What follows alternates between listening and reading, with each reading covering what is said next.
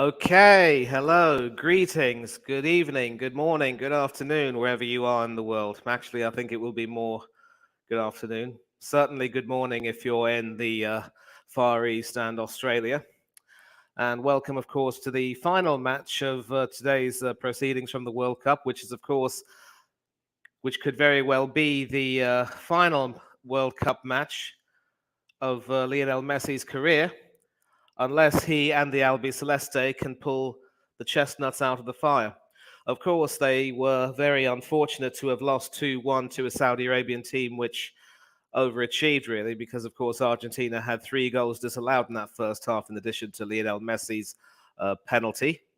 And it was a case of some small details, according to Lautaro Martinez, the striker, basically a few individual errors, but they said they've studied their opponents well, they're ready to play, and this should be an absolute cracker with both teams determined to stamp their mark on this tournament. Mexico, obviously, in lieu of Poland's win over Saudi Arabia earlier today, will want to try and win or at least draw, which will certainly make Argentina's passage to the next round all the more difficult and possibly put uh,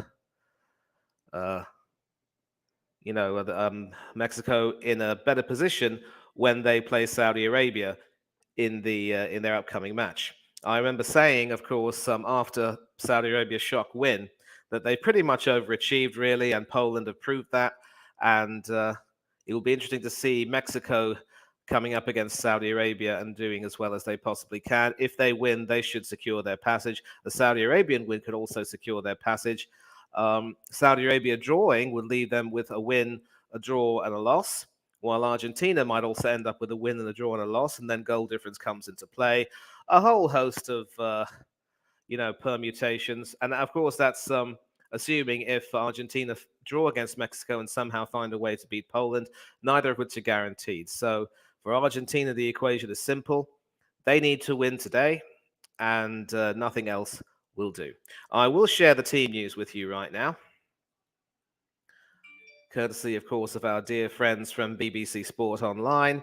And this is the formation that Argentina will be having, the 4-2-3-1 formation, which seems to be in vogue in this tournament. And obviously, it's been used in the Premier League and other leagues around Europe and the world. So, as usual, it will be the former Arsenal goalkeeper, now with Aston Villa, Emiliano Martinez.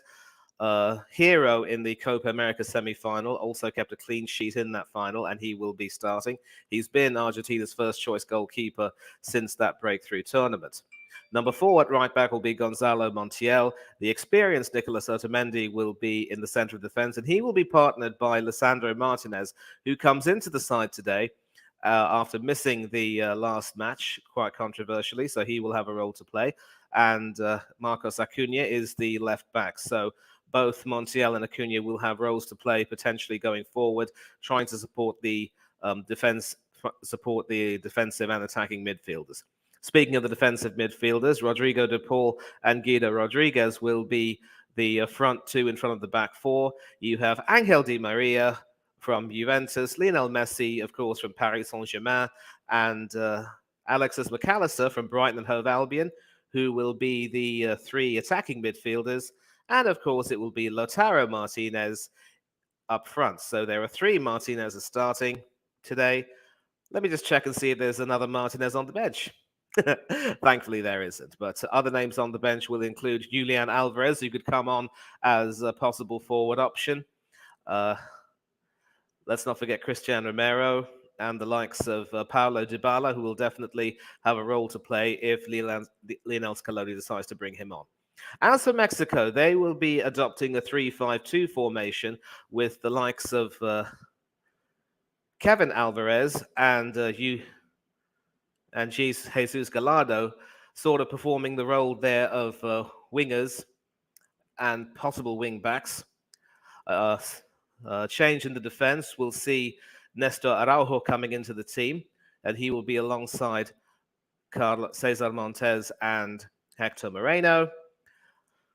A 3-man central midfield of Hector Herrera, Luis Chavez, and the Mexican captain, Andres Guardado. He also joins the likes of Ronaldo, Messi, and his teammate, Guillermo Ochoa in playing his fifth World Cup, and also is still set to add to his impressive caps tally. And Irving Lozano and Alexis Vega are the two strikers up front. Some names on the bench. Rogelio Funes Mori can be expected to come on later on, as will Raul Jimenez for Mexico. And certainly a possible name off the bench would be Henry Martin, who started against Poland and was a part of that goalless draw, of course. Couldn't really quite hit the target, but there were more than a few chances that Argentina had to test Wojciech Szczesny, who in fact saved a penalty of his own today against Saudi Arabia before Robert Lewandowski sealed things with his first ever World Cup goal. And pretty much nothing much else to say, except now the two teams are in the tunnel, and we will certainly look forward to an interesting game tonight.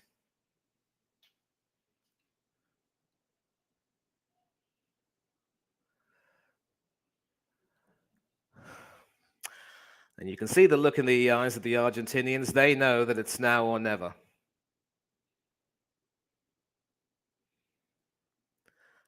Di Maria, of course, very vastly experienced.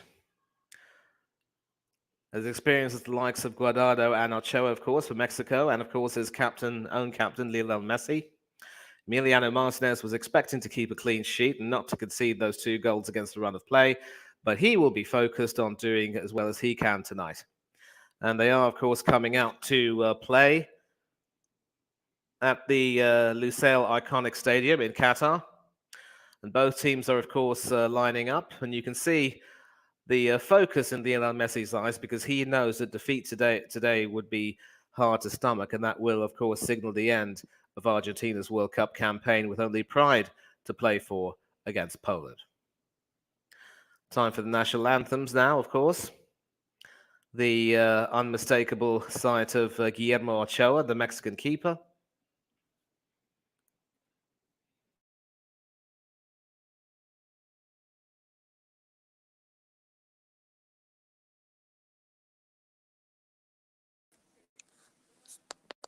Hello, hello. Join in the building, and obviously the anthems are being played. You've just joined in at the right time. How are you? Yeah, I'm all right, thanks, man. Flair, How about you? Yeah, can't complain. I mean, obviously I've been better, but, always remember that at this particular time, we all have a lot of things for which we can be grateful, and we can either continue to be, ill-tempered about things like this, or just resolve to try and make things a little bit better. A lesson that we all can learn in difficult times. Ryan's in the building. Sorry, but listen, I'm actually on StreamYard, Ryan, so I can't really see the comments as such. I know that if I were to go, because I'm not really controlling it this time around. I'm just hosting it on behalf of both Orest and Hanno. They're the ones who are controlling everything, and obviously they're the ones who are monitoring everything. So, but anyway, big up to Ryan and everyone else joining in, and yeah. Are they not joining? So, I don't know. I mean, obviously, Ryan will be in the Can you hear comments. me? I don't think he. I can hear you clearly, mate. What about you? Oh, all right, cool. Yeah. A little bit. It's a bit laggy. I get that. The Mexican anthem being sung in full voice right now. Obviously, they will want to make sure that Argentina do not have an easy time of it. But the recent record, of course, in the last 10 games between the two teams reads played Big 10. Up Chelsea fan. Yeah, reads played 10, 3 draws, and 7 wins for Argentina. So while Mexico are a fine team from the CONCACAF region, they will certainly have a lot of work to do against this Mexican team. I mean, against this Mexican team. And interesting to see the Mexican captain Guardado coming back. He, of course, sat out the first game. I wonder if that was an injury precaution. I'm not too sure. But he now plays in his 5th World Cup. And just mentioned there that Hanno should be joining us in a few minutes. I will look forward to seeing him, obviously. And you can see The Mexican bench also looking very, very serious indeed. I've never really been one for this habit of chewing gum during a national anthem, really. You I either get sing that, it or you Ryan. don't sing it. I get that. Totally respect your decision. Of course. Yeah. Sharing our thoughts for you during this World Yeah. Cup period, because obviously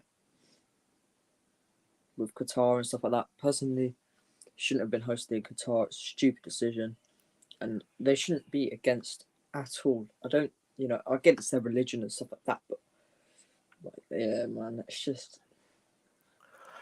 I Here's disagree the with the thing. World Cup. Here's the thing. Here's the thing. I mean, obviously, there were many of us who, before the fact, were not really happy about the decision to give it to Qatar, because I get that you want to grow the game globally, grow the game globally. Yeah, that was a tongue twister and a half. I get that you want to grow the game globally, but I'm just taking a look at the formation. BBC Sport were reporting that it would be a 4-2-3-1, but it seems to have transferred right now into a 4-4-2. Nice one. Save that for your break, yeah? And it looks Yeah. as though Lautaro Martinez and Lionel Messi would be the front two to try and counter Mexico's front two of Irving Lozano and Alexis Vega. So that should be something to look at. And I think they've obviously opted to pack the midfield with Alexis McAllister going down to the left and Angel Di Maria on the right. And of course, the other central midfield partnering of Rodrigo de Paul and Guido Rodriguez. So shouldn't be. Yeah, I don't like the echoes. I hope you can understand that. And obviously, now we're going to take a look at Mexico's formation. As usual, Sorry, mate, it's just making a Ochoa in comment on goal. the stream. Ochoa in goal, and they've gone for something resembling a 5-3-2, which could transition into a 3-5-2. Jesus Gallardo and Kevin Alvarez will be the wing backs who will be entrusted with the responsibility of bombing forward. A three-man central midfield of Hector Herrera, Luis Chavez, and the captain Andres Guardado. And then, of course, Irving Lozano and Alexis Vega Yeah, I up agree, front. Ryan. Yes. I've also got another Snickers bar as well. Well, it just goes to show you really are never yourself when you're hungry. I mean, I already had something for dinner, but in case I get to stay a little bit longer, I might have to, have a bit more, but we'll see. Paella. Oh, that's nice.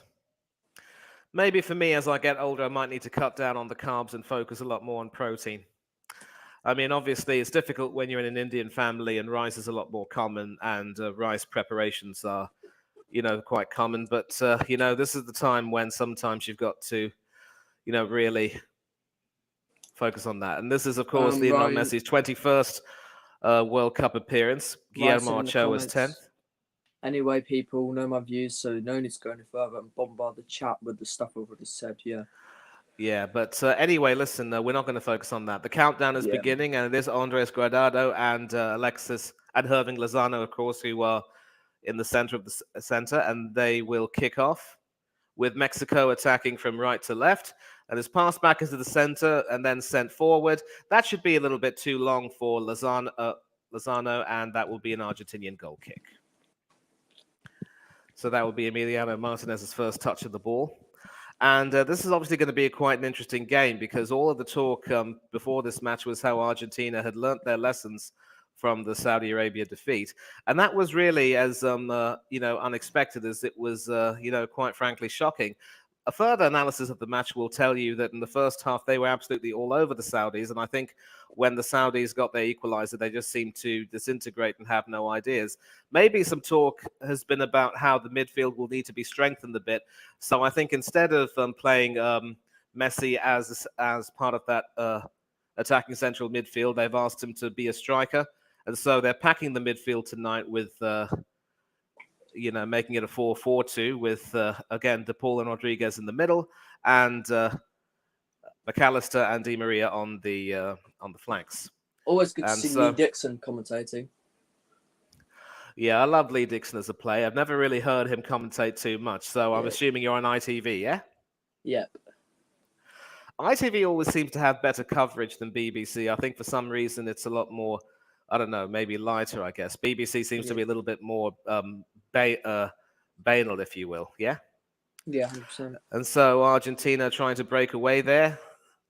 It is Martinez, the central defender, who comes back in. And obviously, he's been recalled to the Argentinian team after missing the Saudi Arabia game. A lot will be resting on his shoulders. Angel Di Maria. And it is with Messi now, who receives a bit of a crunching tackle from Guardado, but evades that brilliantly and passes it down the left. It is with Acuna, who crosses it in. And Argentina is still attacking. It is with Di Maria down the right. Another left footer who cuts in. And De Paul now trying to cross that. And it is blocked for a throw in by the captain, Guardado. So he's another person who's served this country well over the years and still looks quite fit. And it looks as though Gonzalo Montiel will be given the responsibility of taking that throw in. So that is passed back to the experienced Otamendi, who finds Lisandro Martinez, the Manchester United central defender. And that is out of play. Montiel couldn't keep that in play. So earlier on, some good footwork, a sort of a half turn and a side foot pass there from Messi. And this is one of the nice things I love about Messi. Obviously, because he's short, people will try to target him, but he has that knack of being able to move in between opponents. And obviously, he lends so much more to the Argentinian team than simply scoring goals. He's a creator, he's a playmaker. And for me, as much as you can respect Cristiano Ronaldo for the service he's given, and obviously his record as a footballer, Messi is just a complete package as a player. I don't know if you will necessarily agree. No one will compare to your commentary, Manny. Ryan, Nate, thank you very much indeed, and appreciate that. I really do.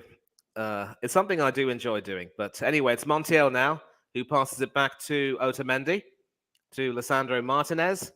A pass back to Emiliano Martinez. Otamendi again, and Mexico were trying to press, snapping at their heels, but Montiel is able to clear that away. Headed back in, though, but only as far as an Argentinian defender. That is Acuna who passes that now. And that is De Paul to Di Maria. To Messi. And Messi's dropped a little bit deep, but I suppose it started as a 4-4-2, but transitioned back into the 4-2-3-1. And now it's the Mexican number 10, Alexis Vega, who's away. And the referee quite rightly blows the whistle for an infringement on the player. And clearly the referee is not having any nonsense going on. It is Daniele Orsato from Italy who will be refereeing this game tonight. And there's something about Italian referees. I think of the likes of Pierluigi Collina, who, are pass masters of controlling a situation and not allowing it to go, allowing things to go unchecked. Would you have Collina as one of your favorite all-time referees, Flair? Yeah, definitely. He's a good referee, to be honest with you. Was a good referee, of course. Now, of course, retired from international refereeing, but still very much a respected figure. And Orsato will certainly have a role to play because this already looks to be a bit of a rather niggling contest right now. We'll see in the highlights how Vega basically, elbowed Montiel in the face there. And Scaloni looks worried. Former international, who's been in charge of the team for quite some time now, certainly not long after the 2018 World Cup, and has had to axe more than a few long-time servants of that team in order to try and build a new team. Replacing, of course, the legendary, shall we say, Jorge Sampaoli.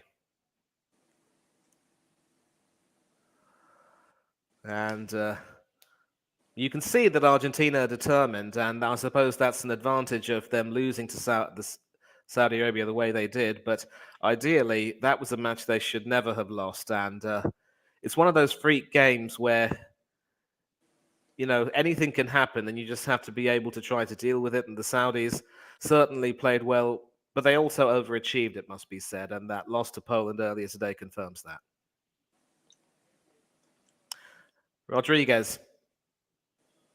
McAllister. Montiel. Di Maria, who's being harried at the moment by the Mexican number 23, Gallardo, also outstanding in that goalless draw against Poland. Back Also, if you to haven't Emiliano. already, click the like and subscribe button. Obviously, for Hannah's channel and RS Talks Football. Yes, well said. Thanks a lot, Flair. Click the More content likes, subscribe to both channels, click the bell button for notifications. And Alexis Vega is now free on the left for Mexico. He can find a pass through.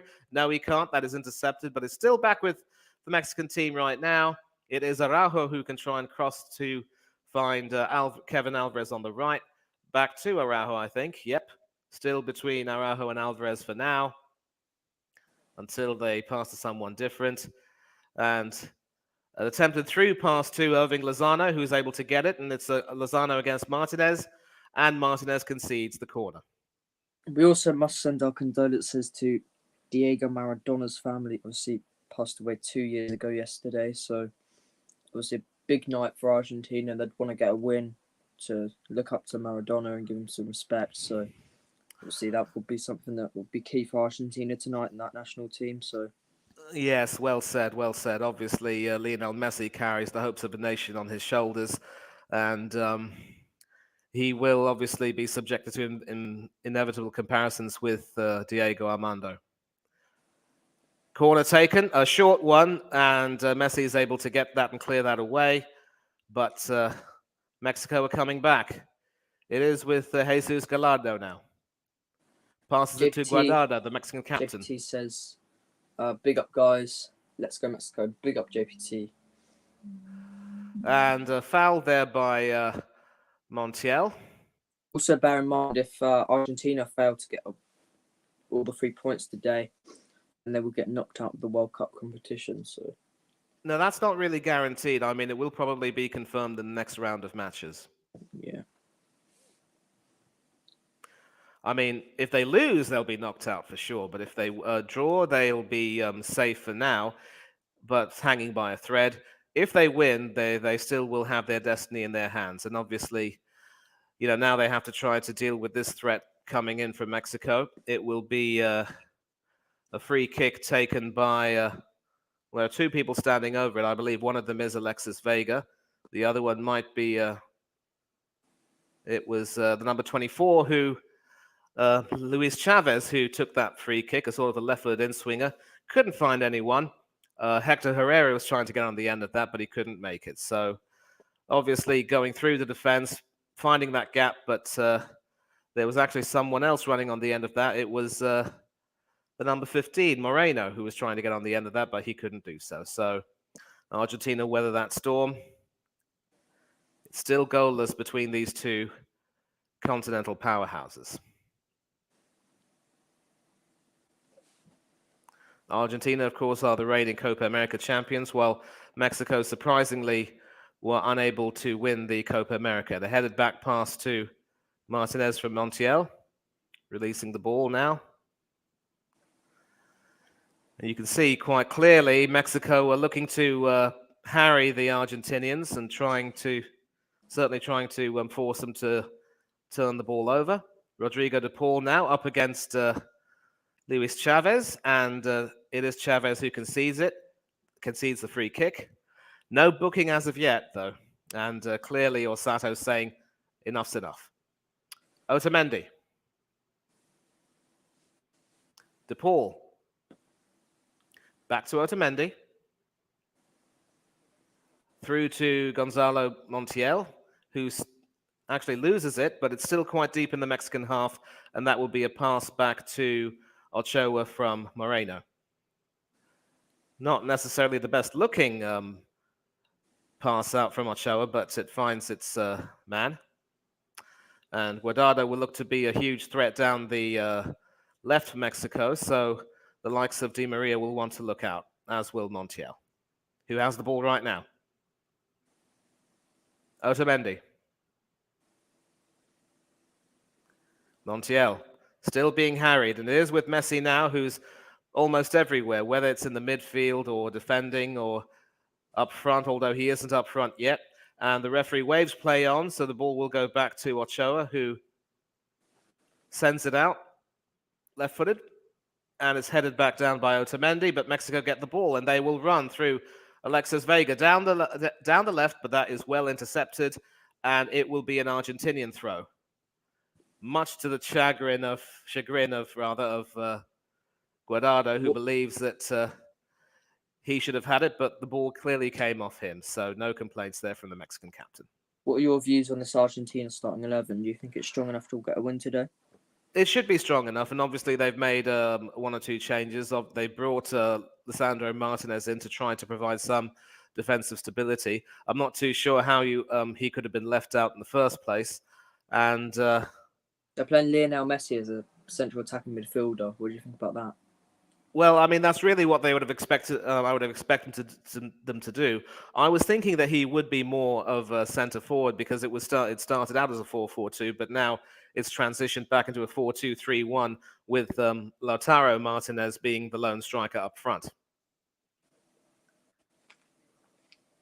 100%. I mean, I just hope that with this, Messi doesn't get tired, but obviously Messi will need the support of the other midfielders, and it is an Argentinian throw, I believe, because the referee's arm was pointing that way. And Gerardo Martino, the coach of Mexico, we've got some comments as well. Hannah says, JPT, no, let's go Argentina. Hannah said, I put £10 on Saudi Arabia finishing 4th, so I need Argentina to win. JPT says, bye-bye Messi. Chelsea fan also says, come on Argentina. Well, clearly JPT has no love lost for Lionel Messi, but I'm assuming that he's not very fond of Ronaldo either. And Guardado is not looking very happy for some reason. He will need to control his temper. He's more experienced than that. He knows a lot better. And a handball very well spotted indeed, so Guardado can have no complaints. And Argentina obviously going to try to look to get Angel Di Maria in the game more, but they seem to have counted him well with Jesus Gallardo, and I think also Alexis Vega down the left, and Hector Moreno will also be expected to do a job on the left side of that defense. There's something funny, son? I'll tell you later. Yeah, you can tell me. Tell to me in the private chat. This is Alexis Vega down the right, hoping to find Irving Lozano, but that is well intercepted by Lisandro Martinez.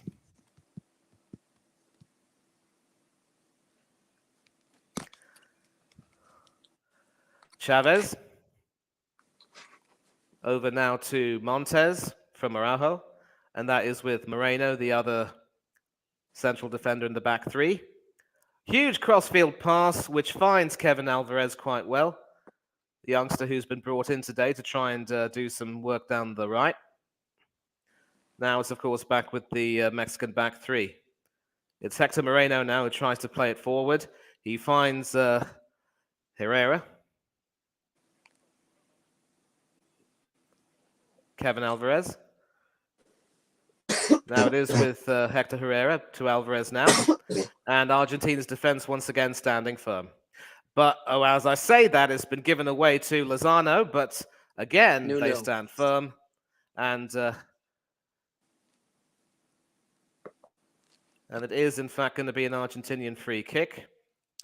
Daniel Osato there asserting his authority quite well indeed. So, obviously, Otamendi there going to ground a little bit too easily, but he was smacked in the face there. Montiel for Argentina. Back to Otamendi. Lisandro Martinez. Argentina have had 64% of the possession right now as Messi claims it. And now Argentina looking to try and attack down the left. Alexis McAllister from Brighton and Hove Albion. Some good footwork from him.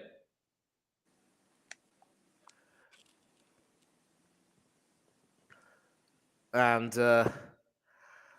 The ball intercepted by referee Orsato there, and that will be a stoppage of play. Not deliberate, of course, and certainly no advantage will be played, but the ball will be dropped, and it will be a tussle to see who gets it. So, What time are you on? 16:37, 38, 39. 15, So I should be... 16 now for me. I'm a bit surprised that you're behind, because I would have thought that with the UK feed, it would be exactly my time. Because I'm watching on the ITV hub, so probably.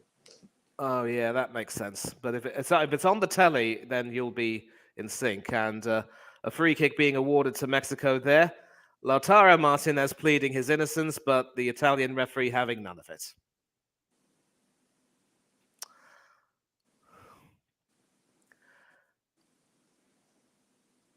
Trying to control that, obviously, and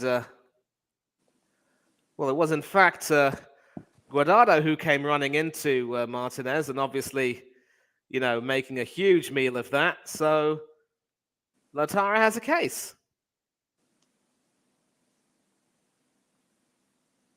Pretty poor form that from the Mexican captain. But what can you do? Apparently everything is fair in love and war. Just ask Luis Suarez from Uruguay. Mexico now through Montez. Finds Araujo, who just about keeps it in play. And an attack trying to be built there between Chavez and Alvarez, but that is intercepted for a throw. And Argentina can ill afford to concede a goal, obviously, because they will need to make sure they assert themselves. And I think their emphasis, of course, will be trying to stay tight in the midfield and maybe get a few chances. They certainly can't afford to sit back and not make any attacks, though. We've got some comments as well. Hanno said score, it's 0-0 Hanno. Chelsea fan says Hanno still 0-0, bro. Yeah. Hanno says okay, cool.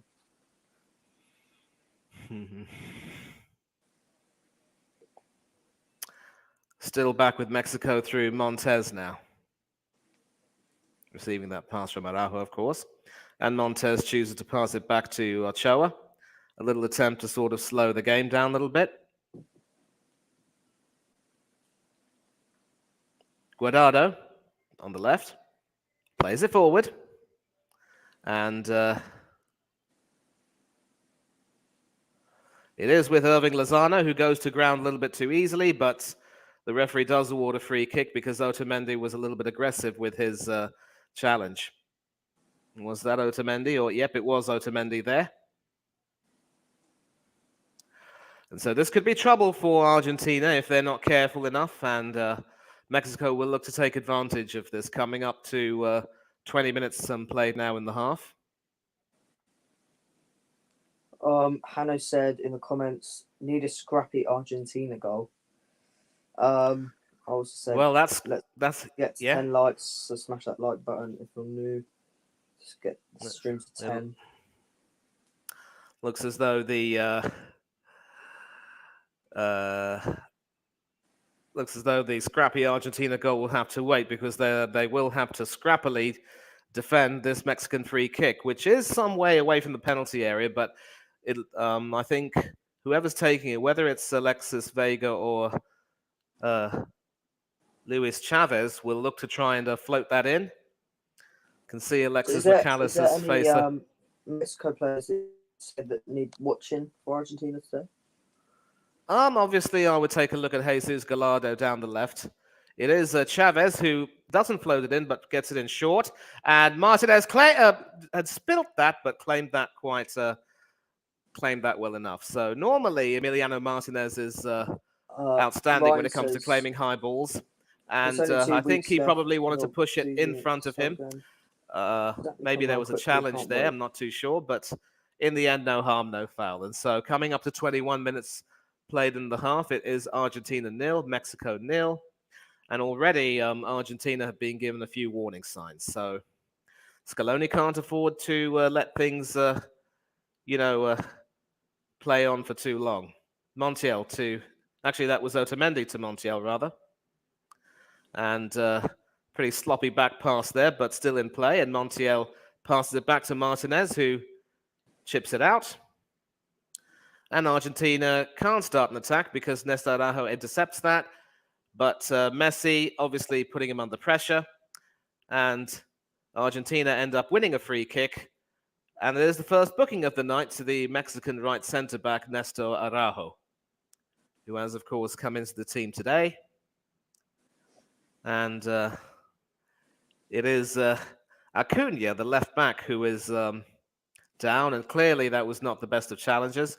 I think Araujo did get the ball, but certainly the follow-through with his studs up was painful enough, and it sent Acuna tumbling. So free kick was, in fact, the right decision. And Acuna is still in a little bit of pain, but he should be able to get up. And Scaloni obviously giving Montiel a few instructions. Scaloni knows what's at stake. Failure to qualify from the group stages could very well see him sacked, notwithstanding the fact that they had a magnificent unbeaten run coming into the tournament, including, of course, World Cup qualification and the Copa America win. Brian says, Manny, do you know Kenny Miller? He's our new assistant coach announced today. Yeah, Ryan obviously said that, and I want to say congratulations to the Terriers for getting Kenny Miller. I do know that he played for Scotland more than 60 times. In fact, he earned almost 70 caps, if memory serves me right, for Scotland. Certainly had a fine playing career. Interesting to see that he is the assistant coach to Fotheringham. I think he might possibly be asked to share a few of his experiences, and it is nice, of course, to see him come in and possibly act as a bridge between the players and Fotheringham. This could very well be the start of Kenny Miller moving into full-time coaching, although I don't know if he's actually done some coaching before. In fact, I might check that later. But now back to the game. It is Argentina who were trying to find a way through, and that pass is sent through to Montiel. And Messi now down the right, and that will in fact be a Mexican throw with the last touch coming off the Mexican defender. I believe that was Guardado who conceded that. It seems to me that the captain, Guardado, has been given orders to, mark Messi out the game and not give him any room. Otamendi. McAllister. Lisandro Martinez to Angel Di Maria, who's gone down to the left. Certainly a position which he enjoys playing in. Back with McAllister now. Crossfield pass to the Argentinian captain, who tries to move past his counterpart and does so quite well. Montiel now with the pass, but obviously that was nicely floated, and there was no one there on the end of that. So this is good pressure from Argentina, and now Messi starting to get into the game, but could be fair to say that Montiel was offside. So free kick, perhaps.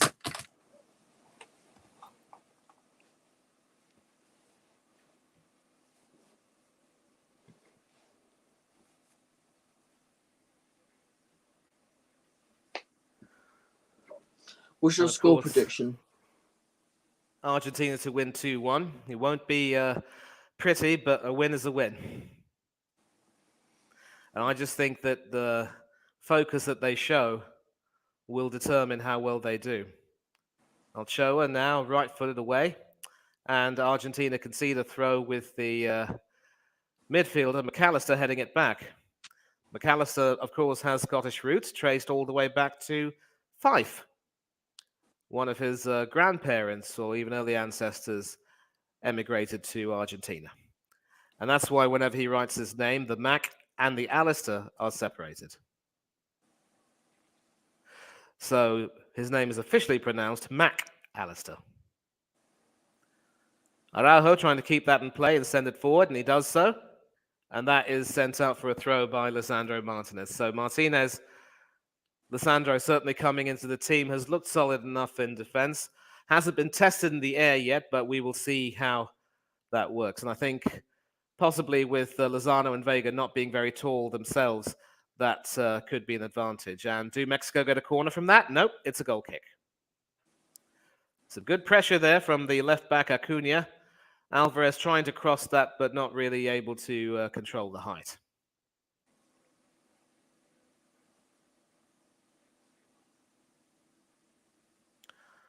And Argentina obviously trying to play it forward now. Good pass from Martinez to Montiel. Di Maria. Moreno. Montez back to Ochoa. And now forward from Ochoa to Moreno. Brilliantly intercepted by Argentina. And can they start an attack? Yes, they can. It was De Paul there with the interception. Now it's with his partner, Rodriguez. To McAllister, back to Rodriguez. Now back to Rodriguez from Acuna. De Paul now. Messi.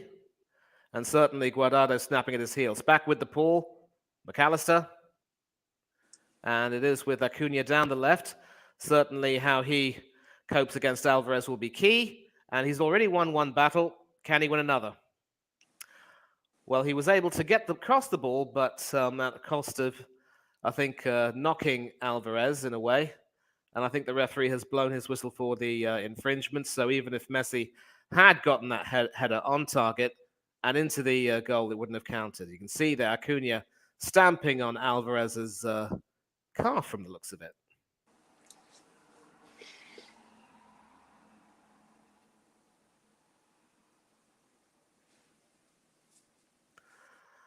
And of course, this isn't the first time that Argentina have been in trouble in the World Cup. 4 years ago, they obviously drew and lost their opening 2 matches, but with results going their way, they just had to beat Nigeria to go through, and they did. And of course, in 1990, when they were defending their World Cup from 1986, they lost their first match in Italia 90 to the might of Cameroon, who had 2 players sent off, but still managed to win 1-0 thanks to a goal from Francois Omambiik. And it certainly wasn't vintage Argentina. Maradona was very much in decline, but they still reached the final, only to play their part in one of the most disgraceful World Cup finals in living memory.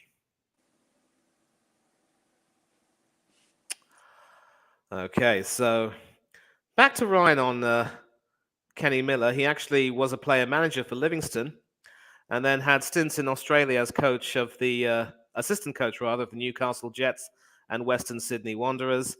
So obviously, our dear friend Steve-O, the Aussie Gooner, will have memories of Kenny Miller. And in December 2021, he was an assistant manager at Falkirk. And following that stint, he is now the assistant manager to his fellow Scotsman, Mark Fotheringham, at the John Smith Stadium.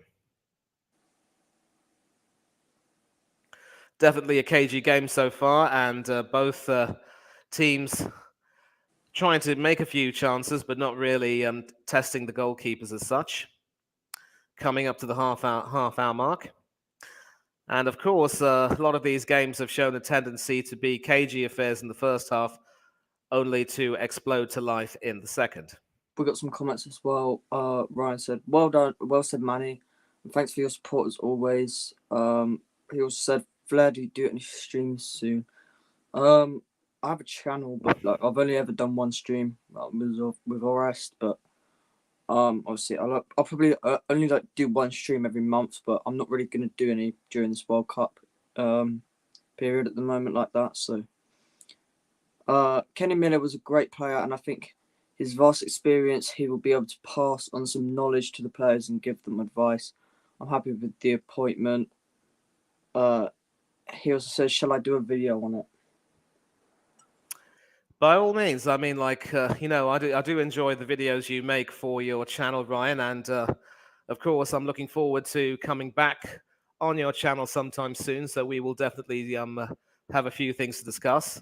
And I do vaguely remember watching Miller play on a few occasions. Obviously, in England, he's played with the likes of Wolves and Derby County. He's also one of the few players to have crossed the Glasgow divide between Celtic and Rangers, of all things. 3 spells with Rangers, in fact, before moving on to Livingston and Dundee, and then Partick Thistle, where he ended his days as a player and started his days as a manager. And a full Scotland international until 2013 with 18 goals from 69 appearances. So he's quite young. It wasn't too long ago that he stopped playing, and Obviously, he still fancies himself as being quite fit as a fiddle. I'm sure he will take part maybe in a few training sessions. I just hope he doesn't see it his mission to try and humiliate the boys. And that's the thing, Flair, because sometimes, if you have managers who think they can still hack it and try and, show players up, it's not a good thing. Glenn Hoddle used to do that in his early Yeah, days as England manager.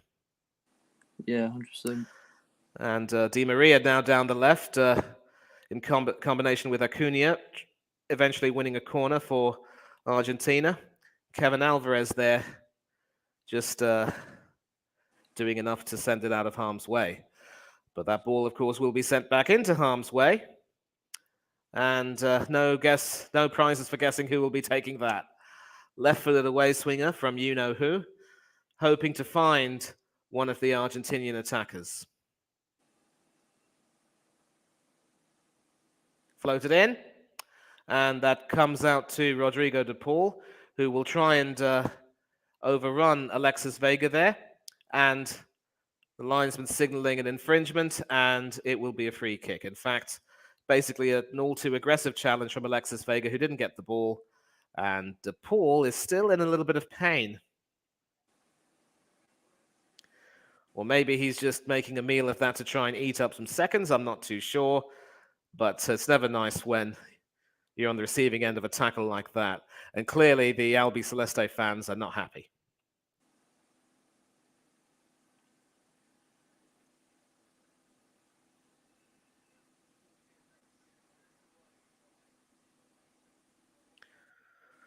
And of course, one more good piece of news for Argentina is the head-to-head records don't really come into play before, they only come into play after goal differences. So as long as they have a better goal difference in Saudi Arabia, should they win their last match against Mexico and Argentina win against Poland, Argentina should still top the group. And again, it will be the Argentinian captain to take this free kick from deep on the right side of their territory, hoping to try and possibly curl it in. Maybe Ochoa will, have the measure of that. We will see.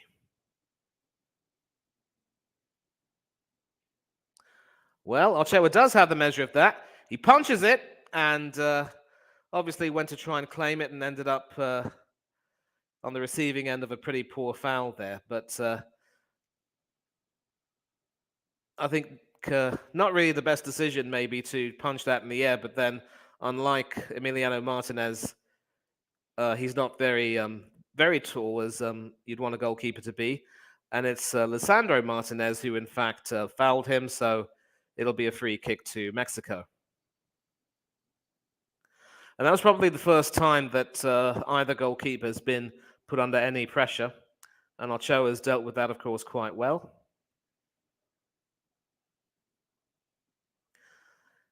Seems to be very fond, of course, of wearing the number 13 jersey.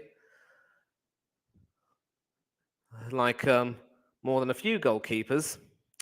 I think some people are quite superstitious and make it very clear that 13 is not an option, but not Mr. Ochoa.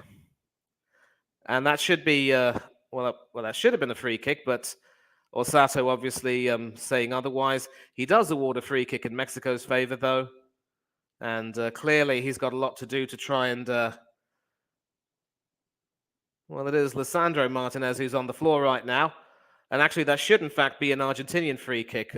High boot right into the Manchester United defender's face. Messi also being sent tumbling earlier on in the other half. So, as you can expect, Flair, it's been sort of cagey, really. And, all these predictions of teams winning by heavy margins might perhaps go out the window with this game. But from what you've seen so far in these opening 35 minutes, which team has impressed you more? Flair? Argentina for me. They've had the majority of the ball, and they've been getting into the battles and stuff like that. You've seen them in the pitch where they want to be, and I think that they're in the right position at the moment to get the 3 points for this game. Obviously, I'm not. The game's probably going to finish 1-0 Mexico now, but they've definitely controlled the game. It's just a shame that all the Mexican players think they can just clatter them whenever they want to. But yeah, obviously they'll probably get a lot more runs, more targets, more shots on goals. If there wasn't as many fouls as there has been, but I think Mexico, they haven't got enough of the ball to show that they're worthy of getting the 3 points or even the point today. I would certainly agree with you there, and it's just shameful, really, how some teams feel that certain star players from the opposing team have got to Yes, have lumps. people. Yes, people, I am coming to you, Mr. Trollip. How are you, son? I'm good. I'm good. Yeah. So, how's the game been? Cagey, to say the very least. I mean, Ochoa was forced into making a save from a Messi free kick, but nothing much else from that. Emiliano Martinez hasn't really been tested, and certainly both teams are trying to, get possession and maybe make the most of that. But every time Mexico have tried to make an attack, they've sort of been thwarted by some good Argentinian defending. And a long pass there from Nesta Araujo, really going to waste, not finding anyone. But instead of letting that go for a goal kick, Emiliano Martinez chooses to keep that in play and start an attack from the back. And it is with Montiel now. Pass back from Di Maria to the defense. It is with McAllister now, who's come back to help out in defense. Lisandro Martinez, who's sort of become more into the left back position with Acuna going up front. And that will be a crossfield pass to Lionel Messi. Does he find Montiel? No, he opts to go try and find a through pass through the defense. And certainly Messi has looked really good, but tragically for Argentina, that's been allowed to go out of play. Rodrigo de Paul there not really able to make much of it under pressure from Jesus Gallardo. So I was about to come to you, actually, Hanno, and I don't know if you've seen much of the game beforehand, but are you happy with the way things have been panning out now for Argentina? Um, I haven't seen much of the game, but I saw the one challenge they made on one of the Argentina players, which I think should have been a red or at least a yellow card. I don't know if it was a card, but not really seen much of it, to be fair. Yeah, well, certainly there was actually a foot in the face of Lisandro Martinez, which should definitely have not gone unpunished. But, I mean, a booking for that would have sufficed, definitely. But, it is what it is, coming up to 6 minutes left in the half, plus any stoppages to be added. There haven't been too many stoppages so far, which is nice. I believe yesterday when England and the USA played, there was only 1 minute of stoppage time for the half. First half, that is. Yeah. And so not really anything. And a rather sloppy pass there from, I believe it was the Mexican captain, Guardado. Hector Moreno couldn't get on the end of that. So it is with Rodrigo de Paul now for Argentina. Passes it through to McAllister, I think. And it is with Montiel now. And he wins a corner off Hector Moreno. So another Messi corner. Left-footed in-swinger this time from the right. Messi, And Messi. Both teams have defended very well so far, it must be said. And we see Otamendi coming up. Josh Sanchez, Messi. Messi. And a header over the bar. Lautaro Martinez there, not quite getting control of that. So that's another chance gone begging. A beautiful whipped-in cross there from Angel Di Maria, but obviously Martinez was being... I mean, he evaded his marker, Montes, well enough, but couldn't really get any sort of control on that the too. muscles. Not really flexing my muscles, is just trying to relax a bit. I also have to make sure, Flair, that you don't see any reflection from the television screen from my television screen on this screen because of how I'm positioned. There's a pesky mirror behind me, which is causing all sorts of problems. And there will be a substitution. It will, in fact, be the Mexican captain, Guardado, who will be coming off. Apparently, he was sent on, he was asked to start with an edict to try to stop Messi or maybe even kick lumps out of him, but Messi seems to have had the measure of his counterpart, and he will be replaced by Mexico's number 14, Eric Gutierrez.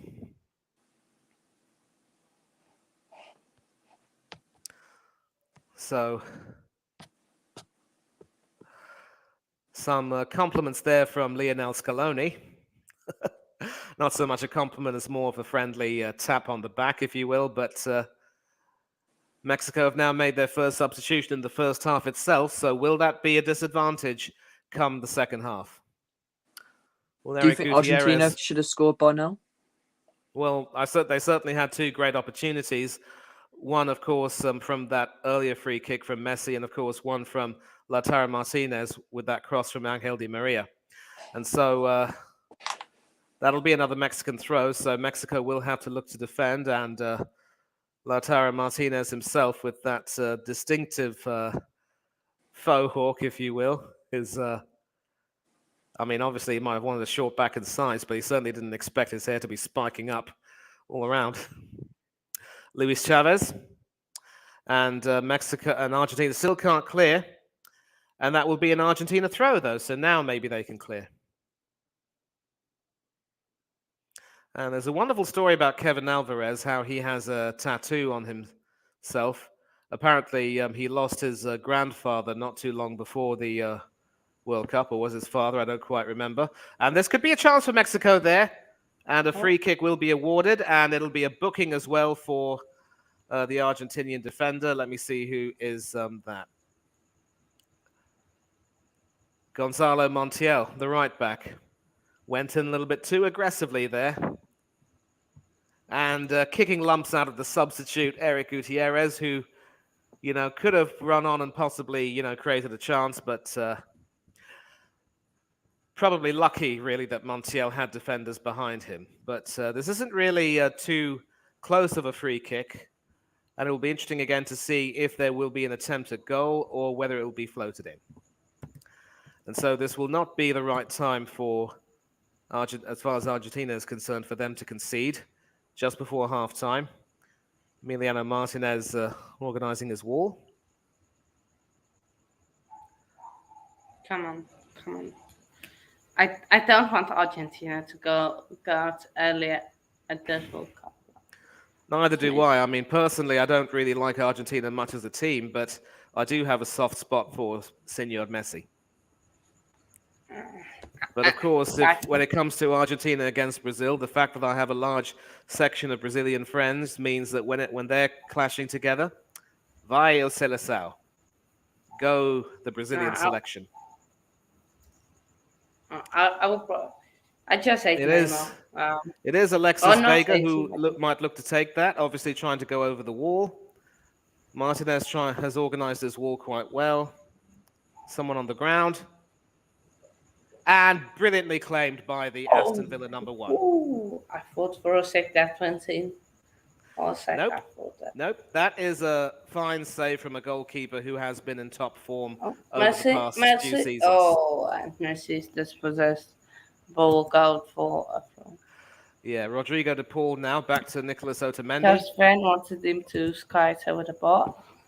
All the way to Lisandro Martinez there, who's now sort of transitioned into the left-back position with Senor Acuna going up front. Marcos Acuna, that is. McAllister now. Lisandro Martinez. Angel Di Maria. And a crossover there, not finding anyone. And we're going to see how many minutes of stoppage time will be added. So we're taking a look at the free kick again. 5 minutes. Taking a look at the free kick again. Well curled over the wall. Manny, but what's your prediction for added time? 2-1 to Argentina. Added time. I'm suggesting maybe 2 or 3 minutes. 3 minutes. I'm going 5. And that is brilliantly claimed. They call him Grande Dibu back in Argentina. 5. Same as me. Wait and see. It is 5. It is 5. Well done. Well predicted, both of you. Because maybe there was a big stoppage earlier. There might have been a few, obviously, with a few Argentina players on the ground, so that factored into it. Well done, boys. And so Argentina not out of the woods yet. Obviously, if they can try and score, it would be good for them. But Mexico, of course, had the first shot on target. It was a good free kick. Nice ball. A great free kick, but of course, Martinez was alert to the danger and didn't even need to, push it away. He got into the best position and claimed that quite perfectly. They call him Grande Dibu back in Argentina. They even have released a comic book about him. So if you're a Spanish speaker, I would suggest you get that and enjoy that. It should be a good read.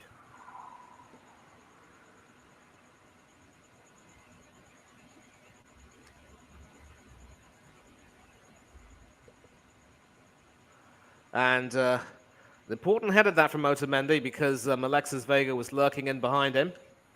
And some more head tennis going on. Finally, a crossfield pass which finds Montiel, who goes forward. Angel Di Maria. Back to Rodrigo de Paul. And he is intercepted there by the substitute Gutierrez, who is fouled by Lionel Messi. So 3 minutes of stoppage time left, and the danger is still not over by any means. It doesn't seem like there's the spark and will from Argentina at this point. It doesn't seem like they want to win this game. It's almost like I was saying earlier, though, Hanno, that most of these games have sort of been cagey affairs in the first half, but have sprung to life in the second. So this game could very well be one of them. Whether it was Senegal against the Netherlands or Switzerland against the Cameroon or basically Iran against Wales with those two breathlessly late goals for the Iranians, they deserved that win. Wales were absolutely atrocious that day. And they're going to face a huge struggle to try and secure a miracle result against England to at least ensure they go home with some pride. I think qualification for them will be out of the question. Of course, you never know. If Iran and the US end up drawing, then and Wales somehow find a way to win, goal difference could come into it. And of course, England will be on an identical record of 1 win, 1 draw, and 1 loss. But seriously, the way England have been playing, I mean, against the US, they weren't really that good. But foul there from Alexis McAllister. The way they've been playing has not really been, they certainly didn't play well against the USA, but against Iran, they had everything together. I think against Wales, it should be an easy England win, but Southgate will, of course, tell his players not to take the Welsh lightly. Gallardo there with... apparently that's gone out now for a Mexico throw. I think Messi might have gotten the final touch on that. But 1 minute to go of stoppages. And, of course, if Mexico do score from this, it will be a hammer blow to the Argentinians' confidence. Jesus Gallardo with the throw. Trying to find someone. Does he find his man? He's got Gutierrez in front of him, but he goes long in the hope of finding another attacker. And that is Alexis Vega, who tries a shot, an ambitious shot. The ball was rising, and that goes harmlessly over Emiliano Martinez and the frame of the goal. Yeah, certainly wasn't going to score with a shot like that. Really needed to have better foot control there. And a nervy moment there for Martinez, but he dealt with that very well, the goalkeeper. Some more head tennis going on. 20 seconds left until half-time. And Argentina might be content to just, keep control of the ball and take it to the referee's whistle. Angel Di Maria now, though, may have other ideas as he threads the through pass to Alexis McAllister. And it is back with Di Maria. Messi in the penalty area. And they win a corner. So the corner conceded by Cesar Montes could very well be the last action of the half. Cesar Montes there doing his duties. And once again, it'll be a left-footed away swinger from the left, hoping to try and find someone in the box. Certainly not going to be directed towards the Mexican goalkeeper. And that was a short corner, which was cleared away, and Daniel Orsato blows the whistle for half-time. So, obviously, Angel Di Maria and Messi have tried to get into the game and have, been able to cause some problems for the most part. Not so much a real shot on target as the free kick, which Guillermo Ochoa had to punch away. And, of course, Alexis Vega near the end of the first half with a fine free kick.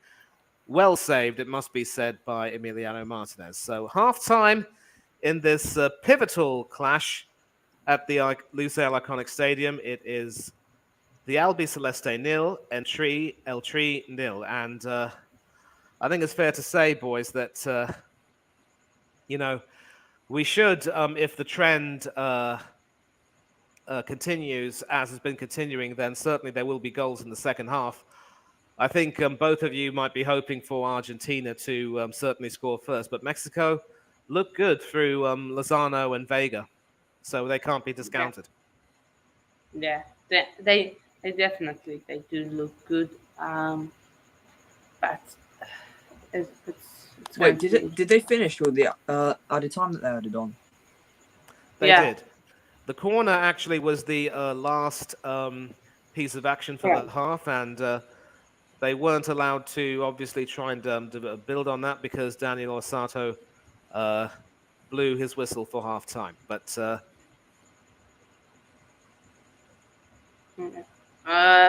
Kenny says Argentina shite. Of course, me and Kenny. No, he didn't. He If said Saudi show. Arabia finish bottom, then he gives me £10. he says so, Argentina shire. Maybe he meant to say, so I need Argentina one. yeah. I agree. Just Francis, he agrees with you. Manny, I said this earlier, but do you reckon Chelsea fans a Chelsea fan? He should be. I mean, why would he call himself? Why would he use that as his? No, but maybe mean, he's a you've Man got- United fan. No. Listen, you got AFC flair. You wouldn't put that in your name I might unless be you were an Aston Arsenal Villa. fan, would you? Aston Villa. That would be AVFC. No, but some people could shorten it. Nope, doesn't work that way.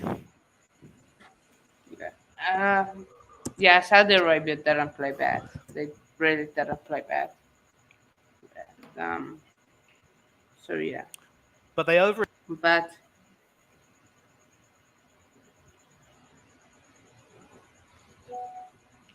yeah, can I say? Wait, man, I think you're muted. Muted?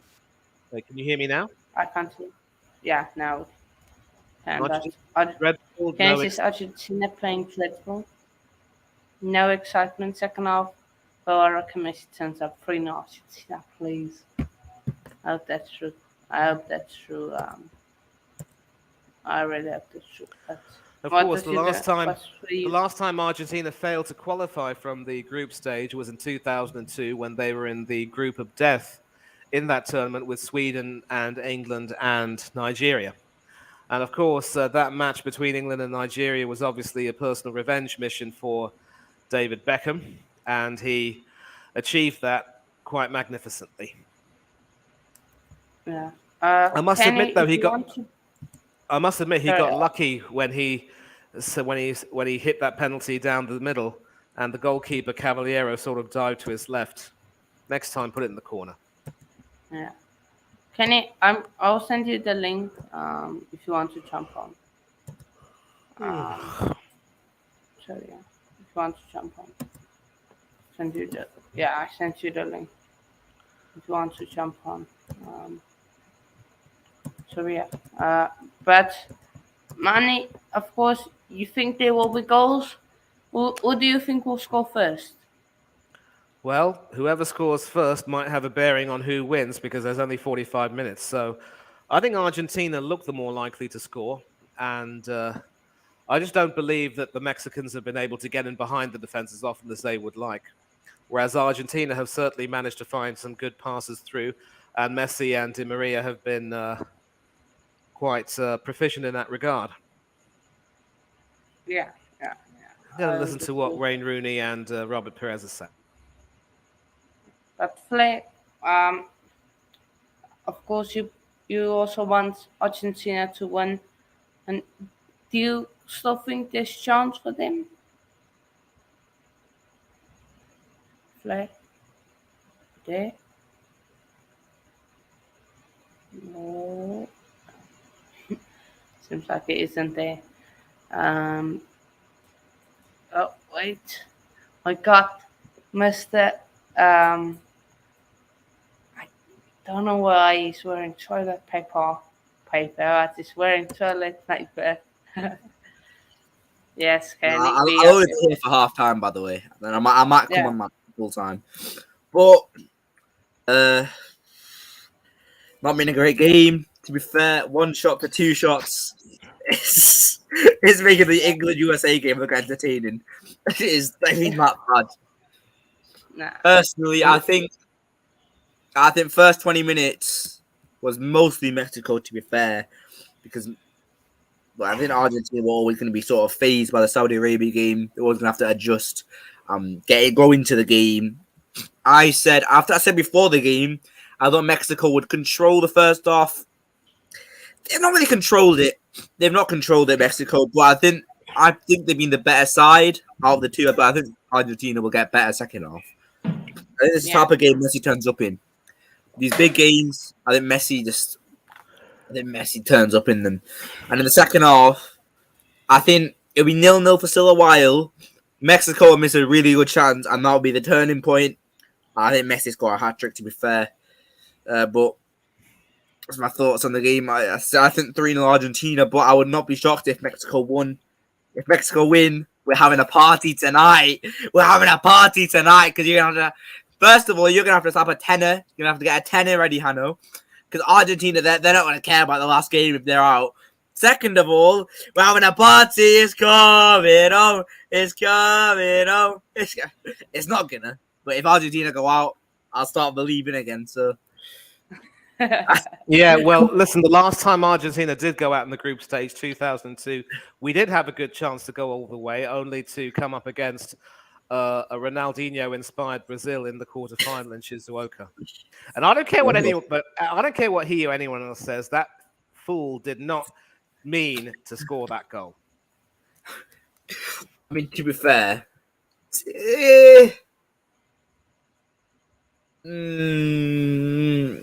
I think it was sort of his thing though. Right, I think he did mean it. I think he meant it personally. But no, if you take a look at his foot position as well, it was certainly with an intention to try and cross it, but obviously the spin it took through the air. We're taking a look at the highlights now. Excellent save that from the free kick from Martinez, and both teams, of course, having some chances. I'm actually going for a 2-1 win because I think Argentina will certainly struggle to break them down. And Mexico, I wouldn't put it beyond Mexico to try and score a goal eventually. Alexis Vega with that chance near the end, but that clearly was going well over. So, this is obviously a cagey, dicey sort of clash. And Argentina losing to Saudi Arabia the way they did was not ideal. But... I think Argentina have been circumspect. They've respected Mexico, but they have also been able to grow into the game. And I'm going to have to disagree with you, Kenny. I think they've had the better chances so far in terms of trying to get it behind the defense. Well, it's not United. It's a bit obvious. It's a bit obvious, maybe. Just a little bit, yeah. But I mean, for all I know, you might be a fake United fan and you're wearing it. And you're a Chelsea fan, but then sure, me. I'm not. I'm one of the most real United fans there is. The Glazers are finally going. The Glazers are finally going. And I think it's fair to say that when it comes to Ronaldo, we don't need to ask you for your opinion because it's quite clear. Yeah. I don't know. I don't know what you mean. Well, in terms of what I think of Ronaldo, he's assuming you hate Ronaldo. No, I'm about the situation. I mean, obviously, do you think it was right to send him away, or? I think it was right to send him away. I don't know if he was a big part in getting the Glazers gone, to be honest with you. He talked about them for 5 seconds. I'll be honest with you, it probably wasn't really that big a part. I think that played a role, but I don't think it played a big role, to be honest with you. I think I just got the Glazers to hurry up. And I don't think it was in the right for doing that interview. That's my thoughts on the Ronaldo situation. It's just had to go. But I'd still say he's a legend for his first period at the club. I'd still say he's a legend. But ended the way it has. At least the Glazers are going. At least the Glazers are finally going. Yeah. I hope they do. Hopefully get another American owner. We're not going to get another American owner. Unless it's Apple. Which I still don't think Apple are going to buy us. I don't think Apple are going to buy us. Apparently they're interested, but they won't. Come on. They're not going to buy us. Please. And every United fan gets a free iPhone 14. Come on. Hannah gonna be pretending to be a United fan. He goes to Old Trafford with his Chelsea shirt. Nah, If they're Android giving over people free iPhone. iPhone 14s, Android. then I'm a United fan now. Just well, Nah, you're a United Android fan for a over day. You be a United fan for a day, innit? As long as I get like 5 iPhones, then yeah. To be fair, I reckon Samsung's still better though. I reckon Samsung's better. Yeah. It's Well- so depressing supporting both Man United and England, by the way. Dude. It's actually annoying. That England-America game, yeah, can I just tell you, we should have lost it. We were very lucky. Harry Maguire was the reason we didn't lose that game. Yeah, I think he was. I think Harry Maguire was my man of the match, to be honest with you. And we were shit. Bro, We were if shy. you watch the Watchalong, I almost fell asleep. I mean, this first half has been boring. It's making the England-America game look good at. I think whoever scores first in this one. Clay, I think whoever scores first in this one will win if there is a goal. I could very well see this being another 0-0. if it's 0-0, then Saudi Arabia won't finish fourth. Can't handle that. Nah, They need to finish fourth. I think Saudi Arabia will beat Mexico. I like the look of Saudi Arabia today. Yeah. I liked how they played. I thought they played quite well. I think against this Mexican side, they can get some chances. I mean, I think the second goal, yeah, if that doesn't go in, I think that game ends 1-1. If that second goal does not go in, I think that game ends 1-1. But the second goal is just such a bad goal to concede. At the point it was in, you can't be doing that in the World Cup. That can cost you qualification. And that might cost me my prediction, because I said Saudi Arabia would finish second. I would look a genius if they'd won today, but of course not. Of course they had to fuck it up for me, but... Yeah. All right, I do think they'll beat Mexico. Yeah, but I can still finish second. Oh, so by the way, England, if England don't beat Wales and Iran win, England finish second. We have to beat Wales. We have to start a full strength 11.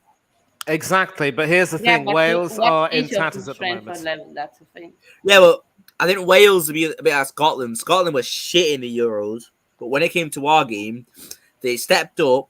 They played well. Scotland played well. I think they had the best chance, didn't they? From that corner, was it? Can't even remember. But I'm very, very nervous. I'm very, very nervous. Or just tell me when the second half starts, and then I'll just hop off because I don't want to be behind in it.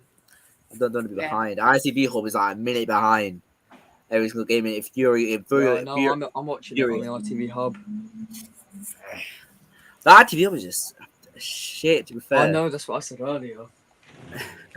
Yeah. I think on TV, to be honest with you, on TV, ITV is better. But on anything else, it's BBC. Let's be honest. The iPlayer. I prefer it when BBC is streaming it because when their iPlayer is always on time. Yeah, I mean, I think. Yeah, just in time. The players are on the field now, and obviously they're. All right. I will see you a lot full time. I might see you a lot full time. All right, cheers. Thanks a lot, Kenny. Yeah.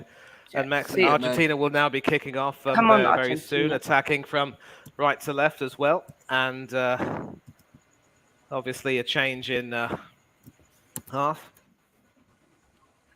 Tension is palpable now. Come on, Argentina. I need an Argentina goal. Not yet started, but it will. Oh. Right. Started now. Yeah, it's so yeah. Yeah, keep hitting that like button, says Jocelyn. Yeah, keep smashing it. Yeah. Georgia, Mexico, they have the ball now. Oh, nice play. Yep, there. Kevin Alvarez down the right, but thwarted by Marcos Acuna. Back now with the defense.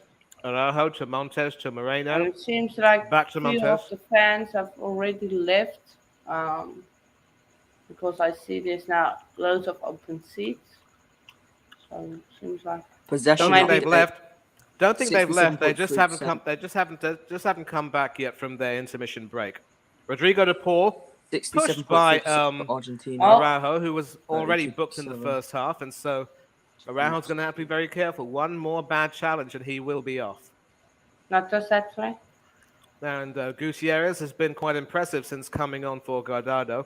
And obviously, Guardado has been making more than a few tackles, but the Mexican captain hobbling off with an injury to be replaced by Gutierrez, and Gutierrez deputizing quite well indeed. But at the moment, it's Argentina who have the ball.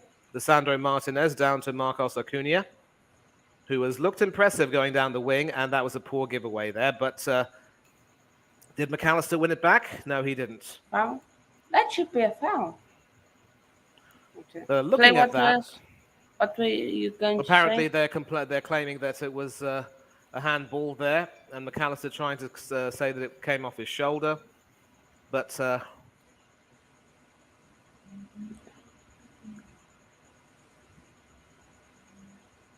Mexico still have it. And this could prove to be a very cagey first few minutes, as Kenny said, but then it could spring to life after maybe 15 or 20 minutes. And so this will be a squad game as well as much as a team game. And dreadful skydiving challenge there from Herrera. That goes unpunished. And Mexico can try and attack now. It is 1 against 3, but Oh no. some very good defending there indeed. Go on. But Araujo has that ball. And Oh, what's in? Oh, it's not Martinez can finished claim yet. that. And Martinez can claim that easily. So come on. Montiel Messi just doesn't seem in passing it it out for to me. Messi. McAllister. For me, Messi doesn't seem in it. Maybe it's because he's playing as a cam. For me, it doesn't seem in it. Well, Messi he's doesn't in it seem like now, Messi. trying to find a pass through, but that wasn't really completed. And that will also, of course, be sent straight back to Emi Martinez out of his penalty area. Passing that to... that's now with, of course, Guido Rodriguez. Lisandro Martinez. Rodriguez again. De Paul. Sandro Martinez, who...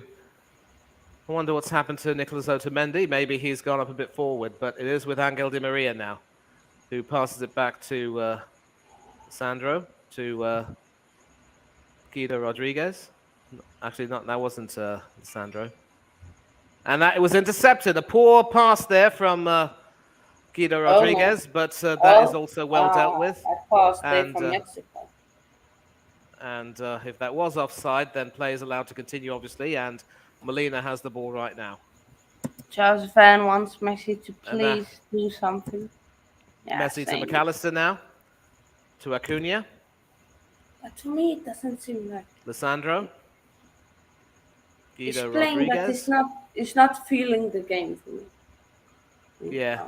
That could very well be the case. Angel Di Maria. Back to Guido Rodriguez. Messi. Rodriguez. McAllister. having to drop Through deep to Messi now, and obviously he's allowed to run through. And Oh, challenged there, and a free kick is Bring it. awarded, and it will be Come a on. booking. And obviously, Di Maria says, yes, make sure you book him and book him well. And it's the substitute, Eric Gutierrez, there, who goes straight into the book.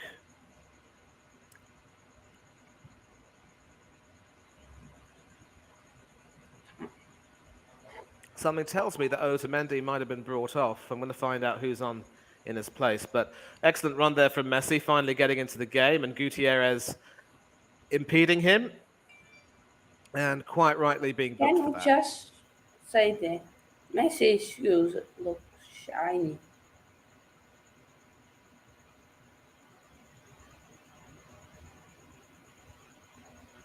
Yeah, free kick. Just outside the box. Messi is over it. He's probably going to This take is, of course, prime Messi territory. Ochoa basically shouting orders, trying to organize this wall. It will be Lionel Messi standing over that with Rodrigo de Paul for company. And Otamendi is now very much a part of the attacking wall, if you will.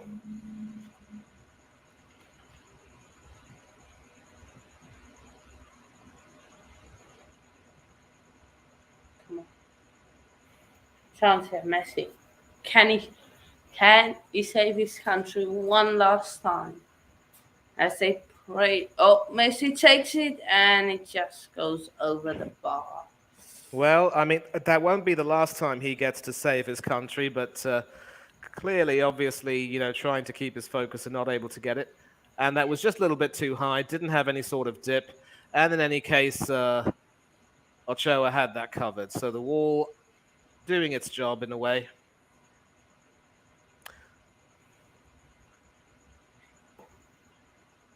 Okay. Messi. Yep. Now, goal kick and set it all the way back to Ochoa.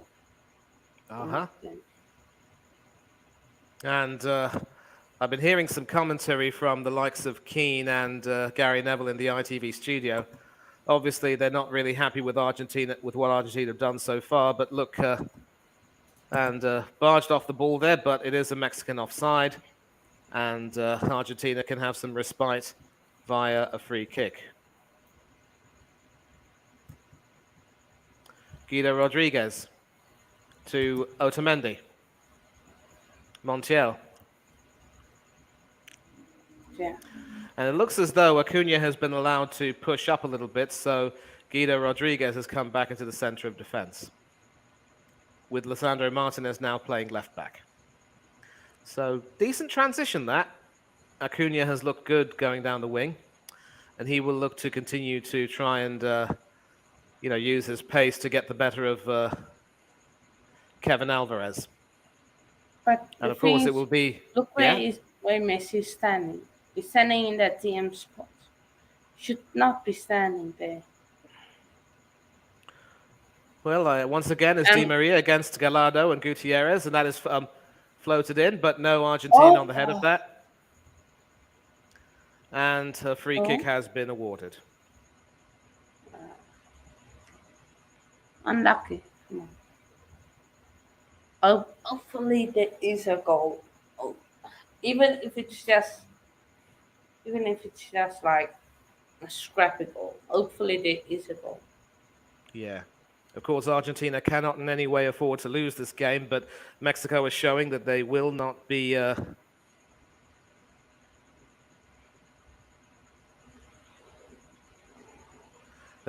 coward. And people are saying that they don't really fear Messi anymore, but Argentina can now try and start an attack through Acuna. Lautaro Martinez has come back, but he can also take the ball forward. And it might not necessarily be the total football of the halcyon days of the Dutch in the 70s, but certainly if people can defend as well as attack, it will be useful. Rodrigo de Paul doing well to get in between two defenders and trying to find a through pass, but no one on the end of that. And that can be sort of hooked away. But Argentina still have possession and they still have the ball. And they still manage to lead in terms of possession, but just haven't been able to do very much with it yet. Messi.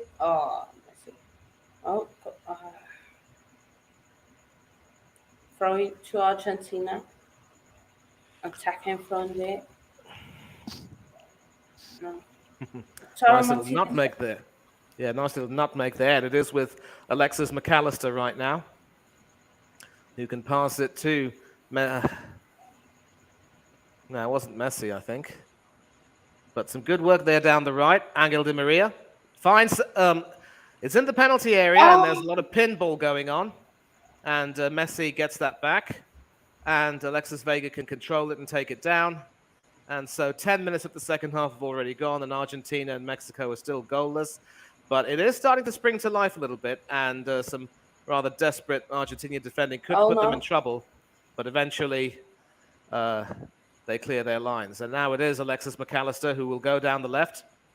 And you can see the urgency has started to come into the Argentinian game. They know they need a goal.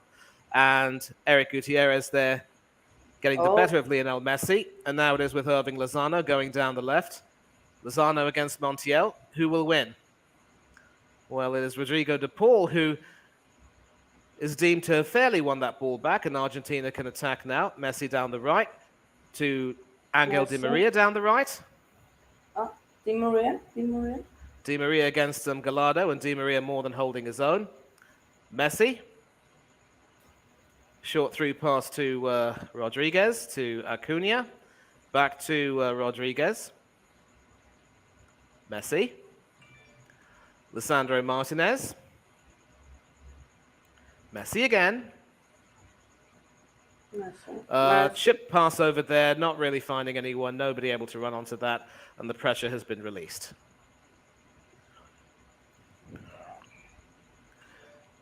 Starting to feel like that.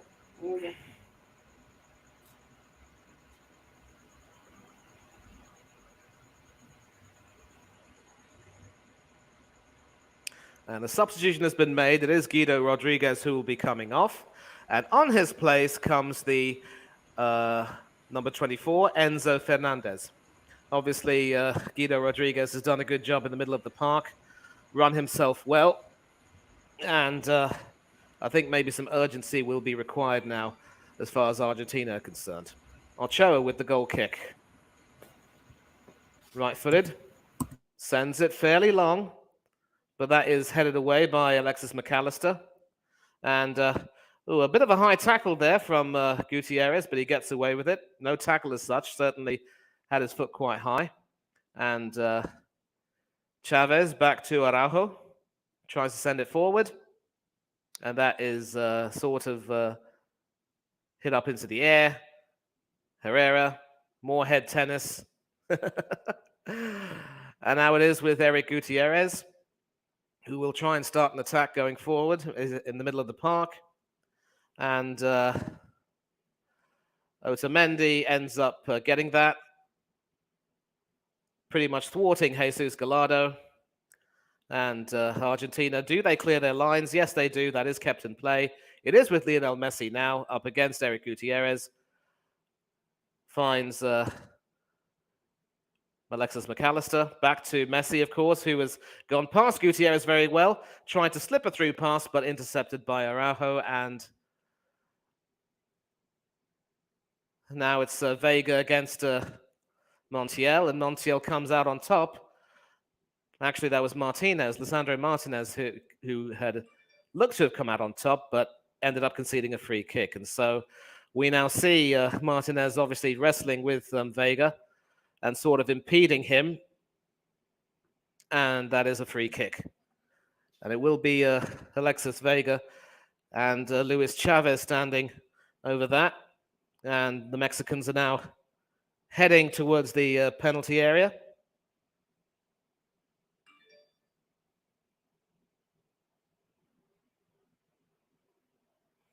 Coming up to the hour mark. Could this be the breakthrough? Vega, in-swinger. And headed away by the Argentinian defense, and they can certainly look to clear with a huge gap on the right. It is Montiel who passes it through to Rodrigo de Paul, intercepted by Kevin Alvarez, and it will be a Mexican throw. So do we have anyone joining in the studio? Nope. It's just the three of us. Nope. Just open the chat and Right. Lionel Messi to Fernandez, the substitute. Rodrigo de Paul. And still with Mexico for now. They can look to try and move forward. Lisandro Martinez to the substitute, Enzo Fernandez. De Paul to Montiel, who's come down the right. Still with De Paul. Now it's back with Otamendi. Lisandro Martinez. Angel Di Maria has gone to the left. And Di Maria is certainly one of those players who's comfortable playing on either wing. Starts off on the right, but definitely interchanges very well.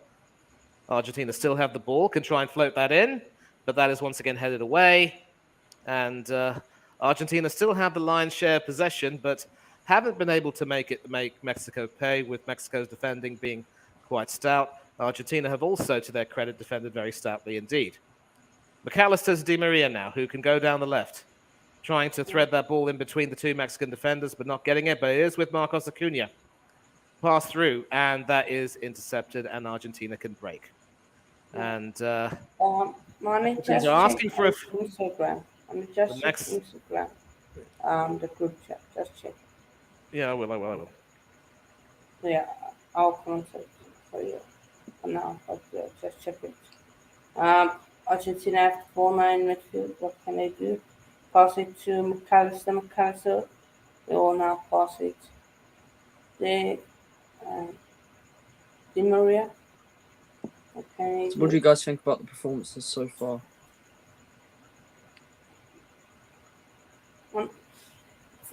It's been a cagey game. Hasn't really sprung to life yet. I just almost like all the normal games. I think It- Argentina haven't lived up to the hype that they was. Yeah, That they ball. haven't. It's almost. It just needs a goal somewhere. There just has to be a Yeah, goal 100%. or one big opportunity. I don't know. Maybe it's not the right choice of playing Messi in midfield for Yeah, Argentina. definitely, I agree. Even I was a bit shocked to see that, to be honest with you. But it looks like he has found himself into the right wing position now.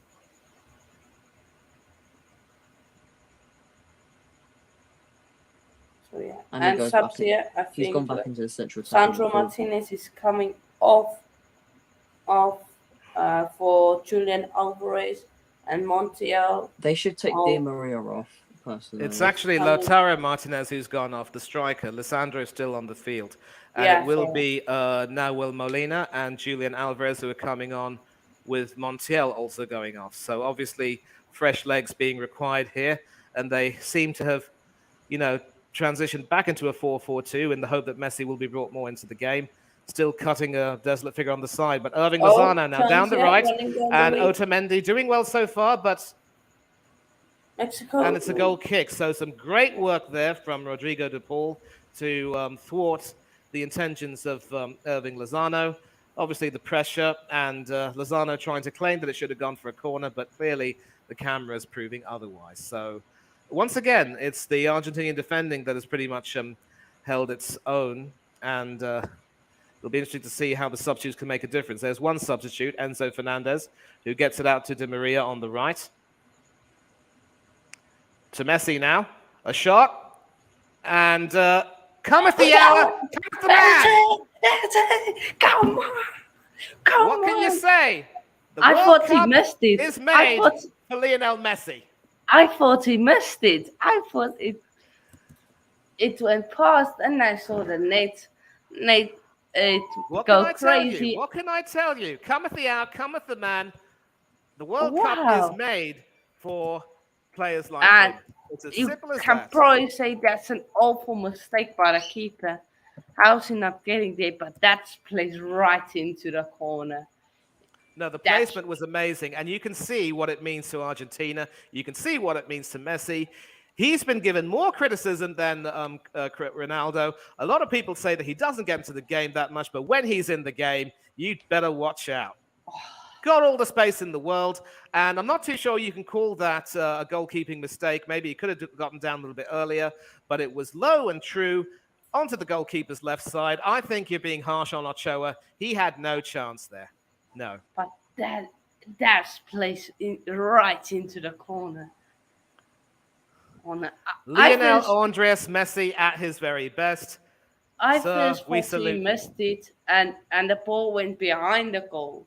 Oh, like hit the net from behind the goal. Oh, but And then you I can just see- saw the ball in the net and not Yeah. on the ground, and I was like, yeah. You can just see how angry the Mexicans are. But now it's up to Argentina to make the most of this momentum now. 8th World Cup goal, joint 2nd for Argentina. And we will find out, of course, who holds the all-time record. And now Alexis Vega will be coming off, and it will be the Mexican number 21, Uriel Antuna, coming on in his place. So obviously Mexico responding to that by taking off Vega, who has looked, it's a double substitution, in fact. Kevin Alvarez is going off, and we see Raul Jimenez from Wolverhampton Wanderers coming onto the field. So it did look to me as though it was Alexis Vega who was coming off. Maybe they changed the numbers at the last minute. I'm not too sure, but we will see. And Argentina now have the momentum. And a needless foul there from Hector Herrera, who goes into the book right away, receiving a card as yellow as that of Daniel Orsato's jersey.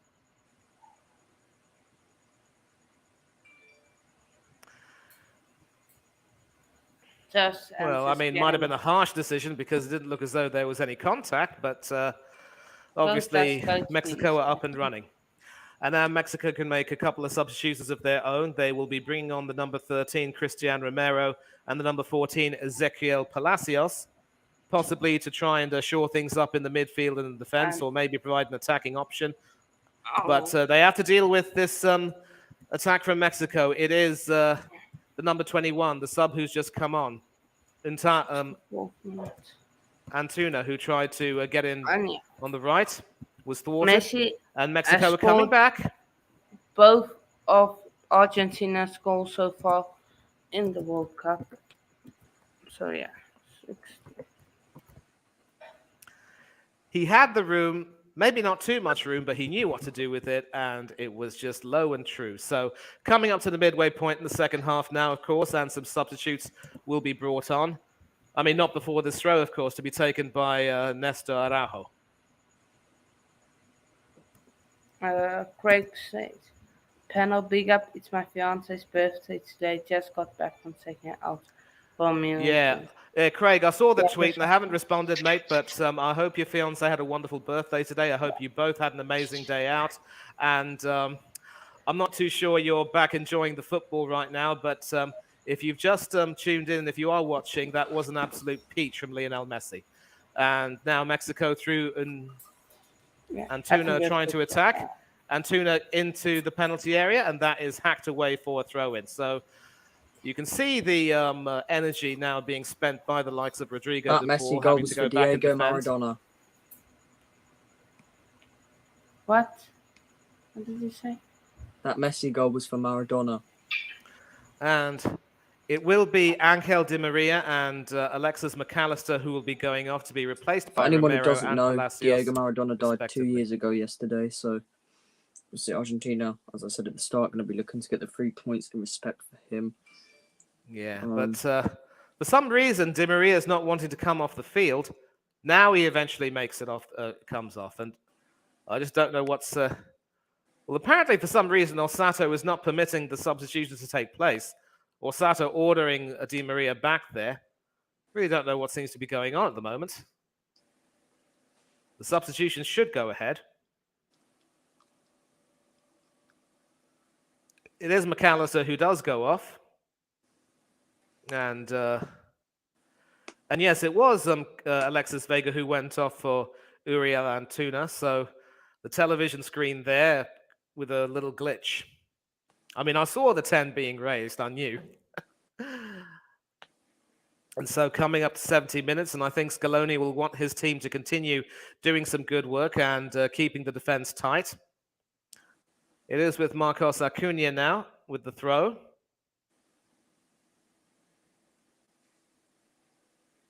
And I wonder if, obviously now it is with Lionel Messi. And Mexico are going to try and kick more lumps out of him. But that goes to Acuna in the penalty area. Chance for a shot. And Molina there. Nahuel Molina fluffing his lines after coming on to make his appearance. No control in that shot whatsoever. No composure. And that is just, sliced literally wide. So... Araujo can try and clear up Mexico's lines. It is with Montes. Back to Montes from Gutierrez. Of course, it's with Hector Moreno now. Gallardo, back to Moreno. More than twice the possession for Argentina. And finally, they've made it count with 20 minutes to go, plus stoppages. Manny, do you Gutierrez, have who came. controls or not? What did you say? Do you have like controls of the stream or not? Sadly, I don't. That's basically with you and Orest if he's still on. And it is Cesar Montes who will be trying to move forward, but that will be a goal kick. So huffing and puffing, and once again failing to blow the Argentinian house down. Yeah. And certainly Herrera's huffing and puffing right there.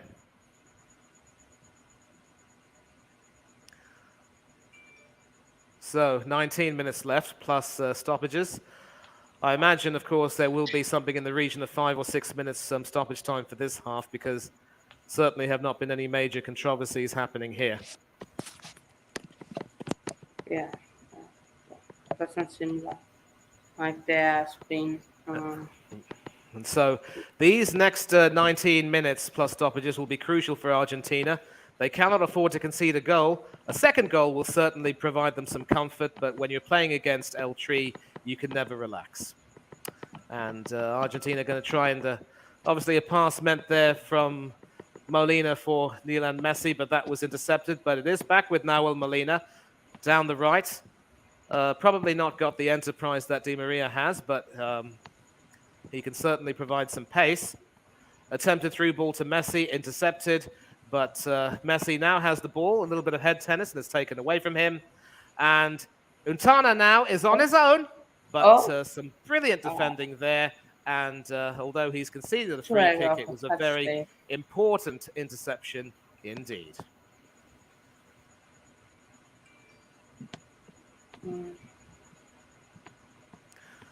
And so another substitution for Mexico. It will probably be Irving Lozano, who will be coming off. Certainly had a more than decent game, but not really been able to get a shot on goal. And he will be replaced by Mexico's number 25, Roberto Alvarado. Moreno to Gallardo down the left. And Mexico concede a throw-in. So obviously, I'm not too sure that Argentina can afford to engage in game management, and I think the substitutes brought on will have a role to play in terms of trying to keep possession and maybe continue attacking. But Mexico's substitutes can certainly provide a little firepower. Antuna, in particular, down the right has looked impressive. And still hopeful for us. I'm personally hopeful for a second Argentina goal, but if it finishes 1-0 to the Albi Celeste, I won't really be complaining. And that means, of course, that they will go above Saudi Arabia on goal difference, but with an inferior head-to-head record to the Desert Falcons. And the substitutes, of course, coming on will definitely have a big role to play in proceedings for the next 16 and a half minutes plus stoppages. Fernandez there, trying to get that away, and can't get on the end of that. And it will be a Mexican free kick, or will it be an Argentinian free kick? Yeah, it is a Mexican free kick, obviously. Argentinian free kick. Now you could see there Fernandez being, impeded by Luis Chavez there. And Fernandez passes the ball back to Romero. Otamendi to Nahuel Molina, trying to take it forward. And once again, Mexico will look to try to snap at the heel to the Argentinians. DePaul there doing some good work. And that is a poor giveaway, and Mexico can try and move forward, but Argentina win it back. And it is with Lionel Messi, obviously aiming to try and pass it to Acuna on the left, but not able to get into position. And some pretty aggressive play there in the middle. And Mexico trying to come away with that. A nice little turn, and they can come away, but Osato awards a free kick in Mexico's favor. So coming up to 15 minutes left plus stoppages. And Gerardo Martino will look a little bit of a worried man, but he knows that as long as Mexico can keep the ball and keep running forward, Argentina will be in more than a spot of bother. Lionel Messi's 64th minute strike, proving the difference so far. And obviously Gallardo there giving the ball away. And so, boys, 15 or so minutes to go. What do you think will happen? Do you think Argentina can see this out, or will Yeah, Mexico find a way 100%. back in? Defensively, they're looking in good shape. They've had a good performance in this game. Well, kind of, but defensively and in the midfield areas, they've looked a bit rocky. But I mean, at some points that they have shown that they are capable of getting the 3 points today. So yeah, I definitely think that they can hold on, and I'd like to see them hold on and get the 3 points because they definitely deserve it. Yeah, I mean, I would agree with you on that. And Mexico's hope of getting 3 points could possibly come around now through the counter-attack. Araujo trying to take it forward, and it is back with Herrera. Gutierrez. Gallardo down the left. Can he whip in across, find a pass? It is with Luis Chavez, number 24.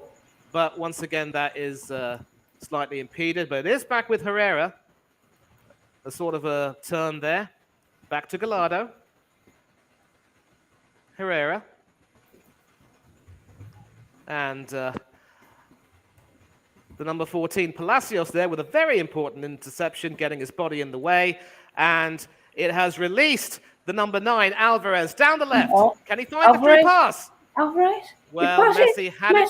Messi, Just sort of lost his footing there, but it's still Argentina on the attack, this time through the number 8, Marcos Acuna. Gets past Untana, but there's a Mexican defender, Araujo, back there to clear that. But the danger's still not over for Mexico. It is Messi who has the ball. Through pass. And can Messi keep that in play? I don't think he can. A goal kick has, in fact, been awarded from the looks of it. So once more, some great interplay. And I think Messi was... No, he did keep it in play. Naturally, he didn't from this angle. It's clear that he couldn't keep it in play. And that is, in fact, a goal kick. So Messi still on the ground. He's just wondering what more he has to do to get a second goal. But certainly with a play like that, the second goal won't be too far away. Herrera. Manny, we both had a wonderful time, mate. Did someone say Messi what Maradona did? Now, he said, I think Flay just said the goal was so dedicated to Maradona. Maradona passed away 2 years ago, so it's going to be one of those goals which are dedicated towards him. So yeah, but again, I mean, it might not mean very much if Mexico find a way to equalize, and of course, Argentina will need to depend on defending such as that. Palacios now fouled, and that will be an Argentina free kick. So, Craig, wonderful news. Thank you very much indeed for joining in as always, mate. Wonderful to have your support and your encouragement as always. And we're coming up to 12 minutes left now, plus stoppages. And both sides, ironically, Mexico do have one substitute left while Argentina have made all of their 5. So obviously, a lot will depend on the likes of Otamendi and Acuna staying fit and not getting an injury. And why Di Maria was taken off, I don't know, because obviously he would have deserved to stay on. But Molina hasn't looked too bad down the right. And that is with Otamendi, the experienced Nicolas Otamendi, who tries to get that forward. And some more head tennis going on there. And it is now with Julian Alvarez, number 9. And it is with Messi now. Obviously, Argentina do have a free kick, so there is some respite for the Argentinian captain. Coming up to 10 minutes left. And the thing is, I mean, I do want to see Argentina win because I don't want to see them go out now. But sitting on a 1-goal lead is never a good idea. And obviously, if Argentina do end up playing a higher line, they could end up being caught out. But I think credit to Scaloni, he might have them well organized defensively enough. And as I say that, there's a back pass to Emiliano Martinez, who will send that fairly long, deep into the Mexican half. And that is met with the head of Montez, straight back to Guillermo Ochoa. 10 minutes left plus stoppages. Hector Moreno. Cesar Montes. Araujo is free down the right. Forward pass to Antuna. Back to Araujo. And back with Cesar Montes. Gutierrez. Back to Montes. Araujo. and he passes it back to Guillermo Ochoa. So Argentina will probably need to keep pressing, and we see Raul Jimenez now from Wolves. He came on, of course, a few minutes earlier, but maybe we'll see him in the game right now. Moreno, Gallardo, Montez, Herrera, who's come back into a defensive position, finds Araujo. Antuna, fouled there by Palacios, and that will be a Mexican free kick. And this is obviously a position where Mexico could be quite dangerous because that goal aside, Argentina haven't really provided too much in terms of any real penetration. I think Messi did have a chance when he was in the penalty area, but he scuffed his shot, couldn't get his footing. And it will be Luis Chavez to take that. And it's still in the Mexican penalty area, but Martinez claims that quite comfortably indeed. And, he was the subject of some pretty harsh commentary from the BBC for his save from the Alexis Vega free kick, calling it a camera save. But no, it would have found its way in, and Martinez did what he had to do to make sure he caught it cleanly. Pushing it away would have potentially invited more danger. So I'm going to call out you BBC online commentators. Shame on all of you. And Gallardo there, the number 23, passing You'll be the it back next new commentator, Manny. Don't you worry.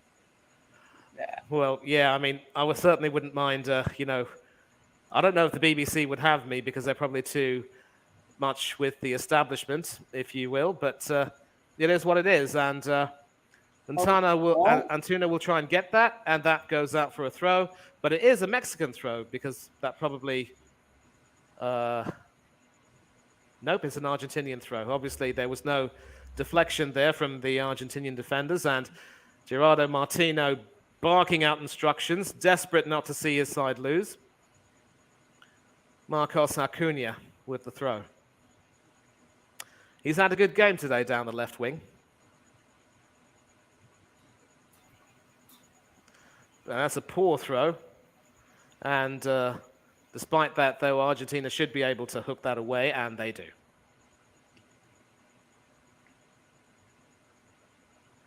Enzo Fernandez finds Rodrigo de Paul, and that should be a Mexican throw, but apparently it's gone the way of Argentina. Yeah, barging de Paul off the ball, and I think the linesman has said, that should go in Argentina's favor for some reason. Well, it's an Argentinian throw to be taken by Nahuel Molina.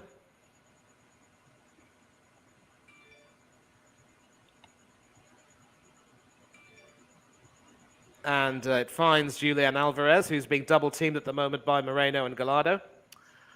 And Gutierrez at the moment trying to pressure Rodrigo de Paul and ends up earning a goal kick for Mexico.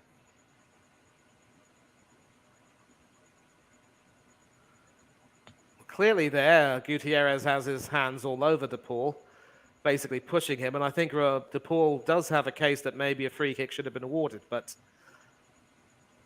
instead, it's a goal kick for Mexico, and they move forward through Araujo. Montez finds Gutierrez in the middle. Done a decent job since replacing his captain. Back to Gutierrez from Montero. And it's the number 25 now for Mexico, Alvarado. And that's pushed forward into the Argentinian penalty area. A rather desperate high tackle there from Otamendi, able to get the ball away from the Mexicans, but sadly a corner has been conceded. So this could very well prove dangerous for Argentina. A lot more people coming up forward. A Weldon European medalist just liked my Instagram post. Nice. Wow, I'll check that out, certainly. He's an athlete. Alvarado fizzing it in, but that is harmless and headed away. It is with Messi now, and he finds de Paul, and that will be an Argentina throw. And so with 5 minutes to go, Argentina now have the ascendancy. And good decision in the end, because I believe it was Gallardo who had the last touch there. But De Paul obviously feeling the pain, and I think Scaloni will be telling him just a few minutes longer, we'll see this out. Of course, with the way stoppage times have been going, it will be anything but a few minutes. Is that not a free kick? Ref, wake up, Nancy Chelsea fan. I can certainly feel that. Alvarez now getting that ball, getting it to Nahuel Molina.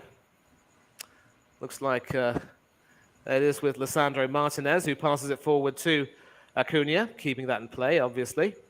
And can he get the better of Nestor Araujo? Yes, he can. He wins the corner. And so with 4 minutes to go, that is more seconds that could potentially be eaten up. Argentina definitely look very solid defensively, and Ochoa will not look back on conceding that Lionel Messi goal with much fondness, but let's be fair, he really had no chance.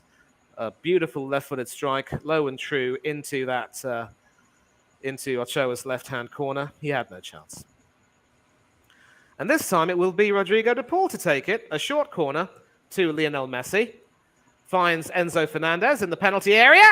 And that is how you seal a football match. Oh my days! Putting the super in super sub right there. 2-0 Enzo Argentina. Fernandez. 24-carat magic from the number 24. And 2-0 up. You have to think that this is game, set, and match. Yes, An accomplished performance from the Albi Celeste. Brilliantly taken goal. He had as much space as he wanted, and the Albi Celeste fans are in raptures. We're going to see how much stoppage time will be added now, obviously, with the goal celebrations, but you would think that it might be a considerable amount now, though. As I've said, 24-carat magic from the number 24. Oh, Fernando. Bruno Mars would approve of that. And you can see how much it meant to Lionel Messi to, basically a short corner to Messi. The pass to Fernandez. Brilliant work past Gutierrez. Found room. And once again, a delightful finish into the corner, top corner. And once again, Guillermo Ochoa beaten on his left-hand post. No chance with that. Absolutely no chance.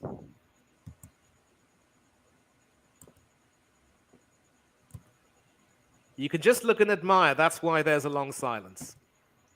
Yeah. What a goal. What a goal. Beautiful. And so with 2 minutes to go, that will make you happy, except there will probably be more than 5 minutes of stoppage time for the goal celebrations in question. But what a finish that was from Enzo Fernandez, and Argentina 2-0 up with 1.5 minutes to play. But again, there will be stoppages. So Mexico are still not out of it yet. Well, I did say the game should be sealed, but with stoppages, anything can happen. However, Argentina have defended magnificently and taken their advantage as well. And all they need to do is beat Poland, and they will certainly be home and dry. And that is a booking for Mexico. Otamendi on the floor there, being clattered into. It's the number 25, Roberto Alvarado, the substitute, who goes straight into the book. And you can see the Mexicans now looking quite desperate. A dreadful foot there in Otamendi's face. Worthy of a booking. What's a goal? And Guillermo Ochoa kept a clean sheet against Poland, but he's now been beaten twice by a Messi-inspired Argentina. What do you mean by Mexico? Now we're coming up to the end of normal time, but again, there will be some stoppages, and now more seconds are being eaten away. And Flair, Hanno, I want to get your thoughts on this. Apparently, referees back in the English Premiership have made it very clear that whatever guidelines have been adopted for stoppage time in the World Cup, they will not be adopted in the Premiership. Do you think they're right to stick to their guns that way, or do you believe they're being... Why would you say that, mate? Because, personally, the Premier League is more, some people would say it's more experienced and stuff like that, and there's most of the time... 6 minutes added on, by the way. You don't really see much of the, sitting down and stuff like that, because the World Cup, right, is a knockout sort of thing, isn't it? And the Premier League isn't really. So I think players are more trying to stay down more and stuff like that, trying to time waste because they're worried about possibly getting knocked out and stuff like that. But in the Premier League, you don't have that, and all it is dropping points. So personally, if you're really taking the piss with it, then I admit that there needs to be a lot of added time added on. But if say for instance someone was down for about 2 minutes or so, then maybe add like a minute extra, 50 seconds at a time. So yeah, I think 10 minutes at a time is a bit too much, but there does need to be a limited added time added on to prevent all this time wasting and stuff like that. Exactly, I agree. And obviously, we do see with Antuna coming up, it's in the penalty area, but once again headed away, and that will go for a throw to Mexico. And what you said is actually quite sound there, because the referees in the Premiership will almost certainly be looking to clamp down on a lot of time wasting. And apparently, Osato's running over to. Yeah, there is a man down. That is Marcos Acuna who's down. Obviously, telling him, try not to waste too much time, son. We still have a few minutes left. And we see, obviously in Acuna's case, this must be a case of, extreme pain, certainly some cramp. He will be given about maybe 15 seconds. And you see Orsato there telling him, well, get on with it. To your question, man. Yeah, I think he's supporting the FA and telling FIFA to go, to take this proposal as ticket where the FIFA can take this proposal as ticket where the sun doesn't shine, for want of a better choice of words there. And so I think the referees in the Premiership will probably look to crack down on deliberate time wasting. If some players, as you say, Flair, will be taking the mickey when it comes to being the victims of some supposed challenges, which may be harmless, then obviously that will be clamped down on. So I agree. I applaud the FA for sticking to their guns on this issue. Yeah, there was some criticism of that with a few of my fellow Arsenal fans, a mate of mine, saying maybe the referees are so afraid of missing the train or the bus home that they don't want to run the risk of taking more substitutions. Come on, that's really harsh.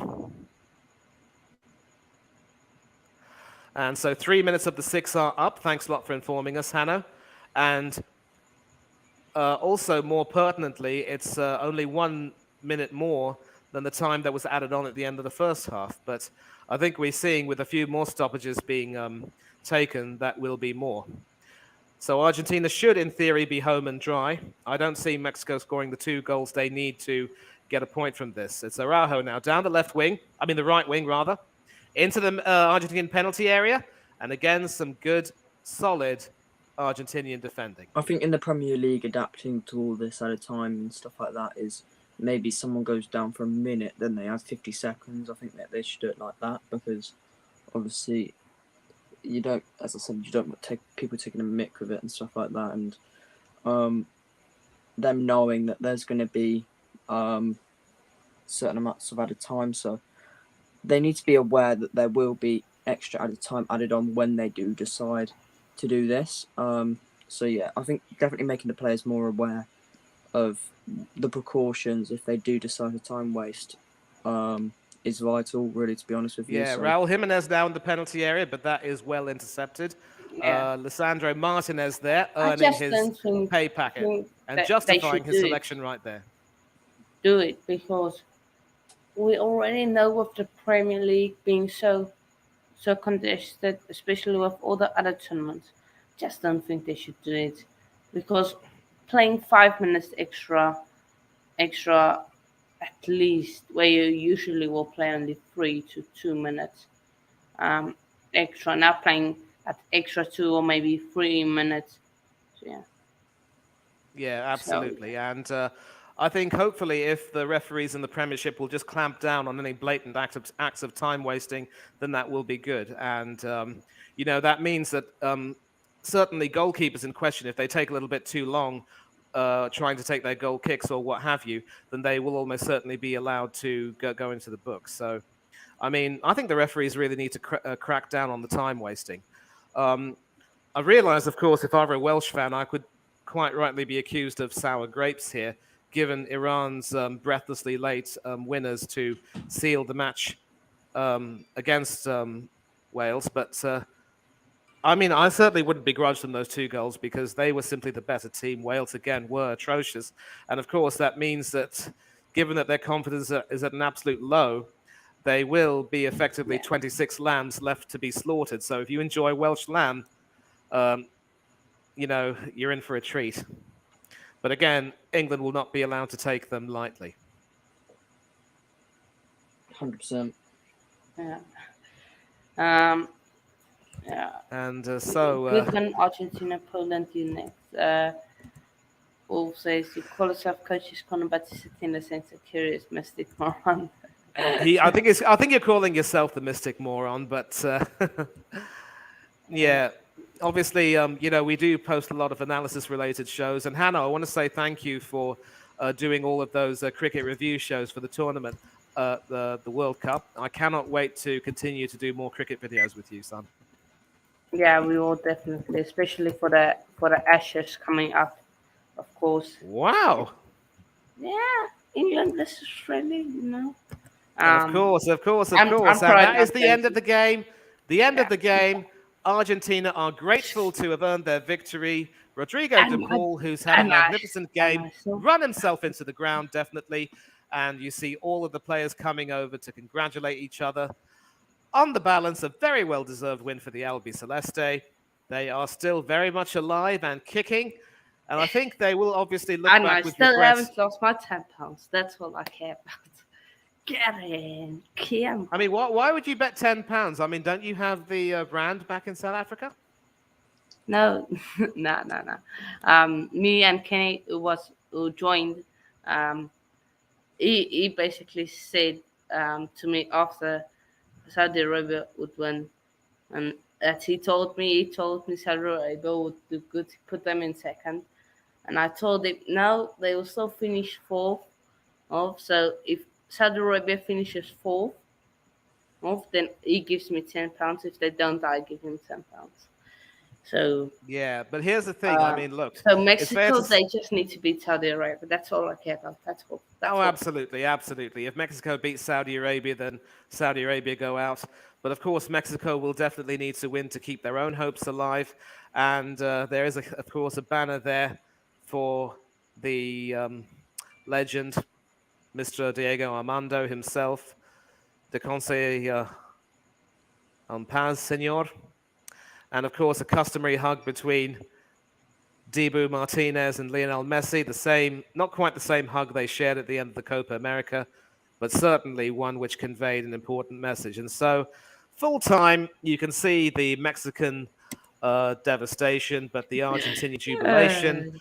And from the international stadium in Qatar, it is Argentina 2, Mexico 0. Boys, what a game that was. Yeah. What a game. So, but I forgot to do this. But I said every goal there is, I will blow the vuvuzela, so I will blow it 2 times. Okay.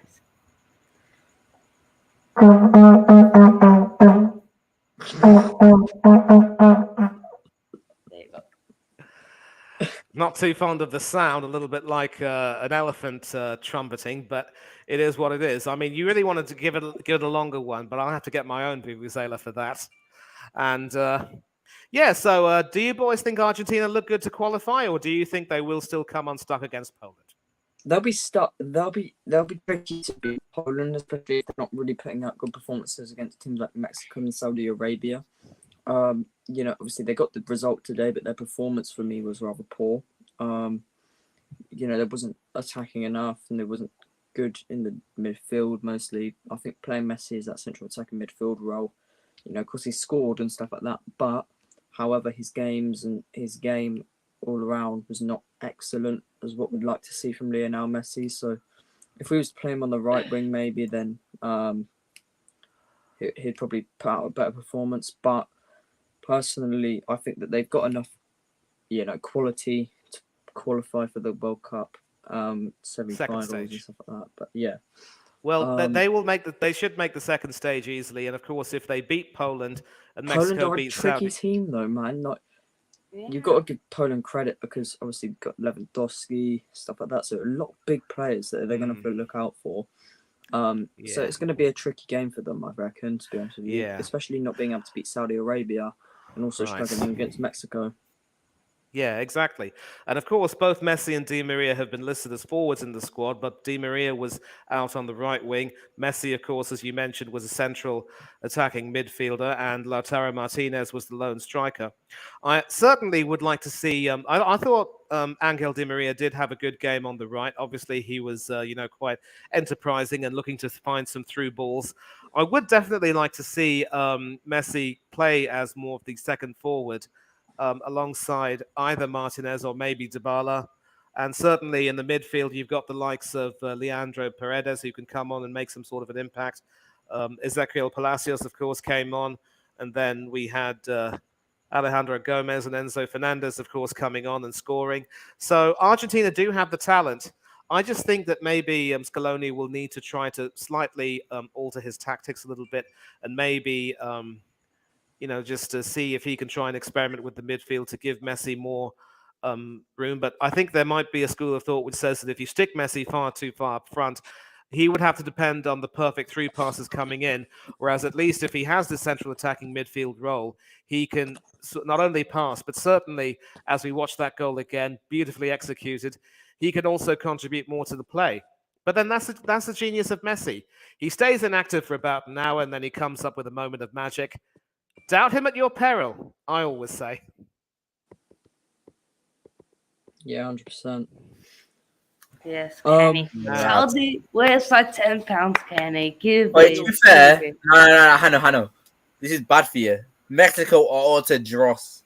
Saudi Arabia, if they just draw with Mexico, they're not going to finish bottom. That was our bet, bottom. No, Kenny, listen, you're going to have to give Mexico a bit more credit because here's the thing.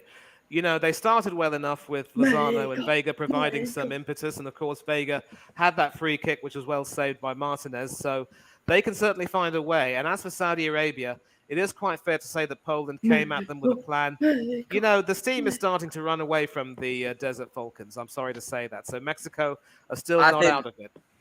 I disagree. I think Saudi Arabia much. Well, I agree with that Mexico are out of it. I agree that Mexico could beat them, but I think Saudi Arabia's performance against Poland was much better than Mexico's performance against Argentina today. Yeah. Mexico in that second half looked awful. Even when Argentina went 1-0 up, nothing really changed much. They had a brief period, but even then, nothing happened. The passing was awful. I think Saudi Arabia have a massive, massive chance. All they need to do to not finish bottom is not to lose to Mexico. Now, Argentina, they're not through yet. They need to beat Poland. If they draw with Poland and Saudi Arabia win, then Argentina are still out. So they need to beat Poland.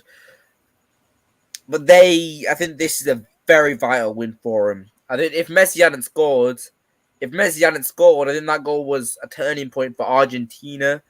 Not for Mexico, but I think Argentina were just... That goal transformed them, basically. Without that goal, I don't really know if they would have won. It just got like a new life, and that's what helped them to... And I think that will also give them confidence going to the next games. Yeah, because the thing with Poland as well, I mean, obviously they might have come up with a plan, but it is still basically packing the midfield and trying to provide service up to Lewandowski. And if he's choked of supply like he was by the Mexicans, then, it's going to be difficult for them. And I think Mexico's performance against Poland showed that they have a lot in them. They had to force Szczesny into making more than a few saves that day. And of course, Poland did have that penalty. If Ochoa didn't, get his big left hand down to that, it would have been a vastly different story because, again, Mexico would have been put under some more pressure to try and score. But, again, that Messi goal is a goal you can see again and again, and they will show us that moment of 24-karat magic from Enzo Fernandez. But, look, I'm confident now with Argentina, and I think, they'll probably take heart from what Sylvester Stallone said. It isn't about how hard you hit with that massive unbeaten run. It's about how hard you can get hit by Saudi Arabia and keep moving forward by winning against Mexico today and hopefully winning against Poland in the next game on Wednesday, I think it'll be, and sealing your passage as group winners. That's how winning will be done. And bear in mind, the goal difference actually takes preference over head-to-head record now. So as long as No, Argentina do, huh? What? continue. Yeah, because I just checked the guidelines, and apparently high on the list will be goals scored and then difference and then goals scored. Then head-to-head record comes into it. So even if Saudi Arabia were to do the impossible, I mean the unlikely but not impossible, and beat Mexico, they wouldn't necessarily pip Argentina to being group winners. But all those permutations can be put to one side. It's been a great day, another great day at the World Cup, and I'm really happy. And Craig Malloy provides an important point, and I'd mentioned that earlier. Thanks for bringing it up, mate. Let's not forget that Argentina lost their first game back in the group and then went on to reach the final against Germany. It must be said, though, that although Maradona was in that team, it was a far cry from that free-flowing Argentinian team of 1986. It was a team pretty much in turmoil. Maradona was in some form of decline. They lost their first-choice goalkeeper, Pumpido, to a horrible leg injury, and they had to depend on Goycochea to get them through on penalties against Yugoslavia and Italy, it must be said. But again, it just goes to show that when it comes to the World Cup, you just can't predict anything based on the first round of matches. And we can all agree that that Saudi Arabia game was a freak result, which never should have happened. This is probably Argentina I at their don't think best. you can say that was fruit result because Saudi Arabia they look a good team. So I think they deserved it. I'd say it shouldn't have happened. I agree with that. They should not have lost to Saudi Arabia. In a lot of other circumstances, they would have won that game. Saudi Arabia, they had that 6-minute period and they defended superbly. All it took for Argentina to really win the game was the time their runs. This game, I didn't like the performance of Argentina much. Obviously, the 2 goals of brilliance winning in the game. I actually didn't really like the performance much. I think a lot of it was just, I don't know how to describe it. It wasn't very exciting, I'd say. I They just didn't really think have it was any boring. clear-cut chances. I can't remember any clear-cut chances. I don't think the 2 goals. I don't think the 2 goals were clear-cut chances. I can't remember any other clear-cut chances for either side. So I think that's it mostly a was 50-50 game. 50-50 game based on individual quality, and that shone through. I wouldn't say 50-50. I think Mexico was certainly the less threatening side in that second half because every single thing Mexico were passing around would just not turn into gold. Obviously, there was a chance I noticed whenever Yeah. Mexico got the And ball up. I'm just seeing on the telly right now. I mean, they're showing some scenes of some fans in India who are obviously fans of Argentina right now. There were fan centers all over the country, and you can see how they went crazy when Messi scored, and then when Fernandez got that second. You see, Lionel Messi really has a huge following over in India, and it's not hard to see why. They love his humility, they love his talent, and of course, that love is shared by fans in Argentina and in other parts of the world, really. But I will say as well that Mexico certainly didn't offer too much of a threat, being able to get in behind the well-drilled Argentinian defense. And of course, that free kick from Alexis Vega was really the only shot they had on target. And this is Argentina as they probably should expect to play. Very professional, efficient. And obviously, when they get their chances, they take them. And as long I told you, as long as you have Lionel Messi in your team, you just can't write them off. And Flair, I know we might have to end the stream very soon, but since Hanno and Kenny have spoken quite a lot, you can have the final word on this. What do you say, mate? About what? Sorry. About Argentina? Yeah. They have been favourites coming into the competition to possibly win it. Because Lionel Messi's final World Cup, wants to get into the final, etc. So we all know that Messi is, of course, going to be looking to get that World Cup that he's been destined to get and achieve. Obviously, can't forget about Cristiano Ronaldo also wanting to get that cup as well. So it's going to be huge competition to make sure that one of these 2 GOATs, as people say, gets one of these trophies.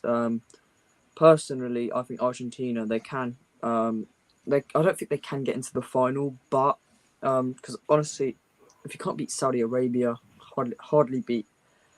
They struggled to beat Mexico today. So I mean, if they want to try and improve their quality, then they're going to have to perform well against Poland. And Poland, of course, are a tricky team to try and beat. So obviously they've got to try and crack down Poland. So honestly, for me, depending on how they do against Poland is whether the fact that I can decide if they can be World Cup champions. But, you know, Ronaldo is going to be looking as well. Also getting his team on, getting their team spirit up as well. Saying, look, come on, guys, this is my last World Cup. Let's do this. Please win it for us. So, and then we see the Argentinian fans. The Argentinian fans, of course, saluting, players, of course, saluting their fans, and the love is being shared right back. Look, again, it just goes to show it's always a marathon. It's never a sprint. You can have a setback and still recover to do well. So, I mean, obviously, I have a huge soft spot for Lionel Messi and, of course, Emi Martinez, former Arsenal keeper. So I would like them to do well, and I think they will. But I think, Hanno, if you want to end this now, we can end this now. Yeah, I'll just play. Where can people find you? AFC.Flair on Instagram. Obviously, just hit 1K, so would appreciate if you could check it out. Just started up a new affiliation, Flair Football Corner, so if you could check that out as well. Yeah, thanks a lot for watching, everyone, and big up for having me on, Hanno. Yeah. Kenny, where can people find you? Find me Depressed MU fan on Twitter, Kenny Talks 40 on YouTube, and Kenny the United fan on Twitch. Mane, where can people find you? Well, as usual, you can find me on Oris Talks Football and Hanno's Coach Corner. Big up to both of you, by the way. Always love working on content with you lot and, leading some discussions about football and other sports with like-minded fans of all ages. Huge shout-out as well to Del Boy Gunner TV, S. Featley TV, Tony Claude Gunner TV, Danny AFC TV, UTC IAD, the Bournemouth Fan Channel, and the likes of Chelsea Dan, the True Red Devils podcast, and a few others on whom I've been recently. Football United as well. Huge shout-out to Anthony Herbert. I want to mention that he has come down with a severe case of COVID. So, mate, hopefully if you're watching this, I hope you've gotten your jabs by now. And it's a reminder, COVID, the pandemic is still not over, and there is a double threat of COVID and the flu. So make sure you get your jabs. Otherwise, you will end up getting a huge uppercut. And that is pun definitely intended. So stay safe. Do whatever you all have to do. If there are any more channels that I've missed, I do apologize. I'll send you a check in the post. Apart from that, there's nothing much more to say. Thanks a lot for enjoying this continued coverage, and thanks for joining in. I will hope to see you tomorrow and certainly later on the tournament. But until then, be safe, be happy.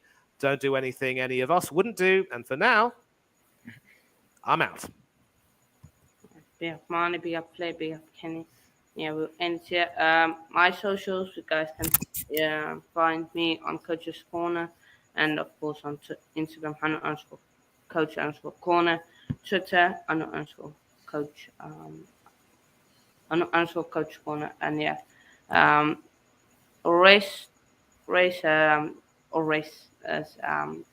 stuff basically Race of Support on YouTube and Instagram, and Race Talks on Twitter. So yeah, obviously, Orest is going to be taking a break for a little bit because of family matters and stuff like that. So we're going to be doing the lives, and Orest won't be featuring them if you're wondering about his absence today. So anybody with any concerns, feel free to message either.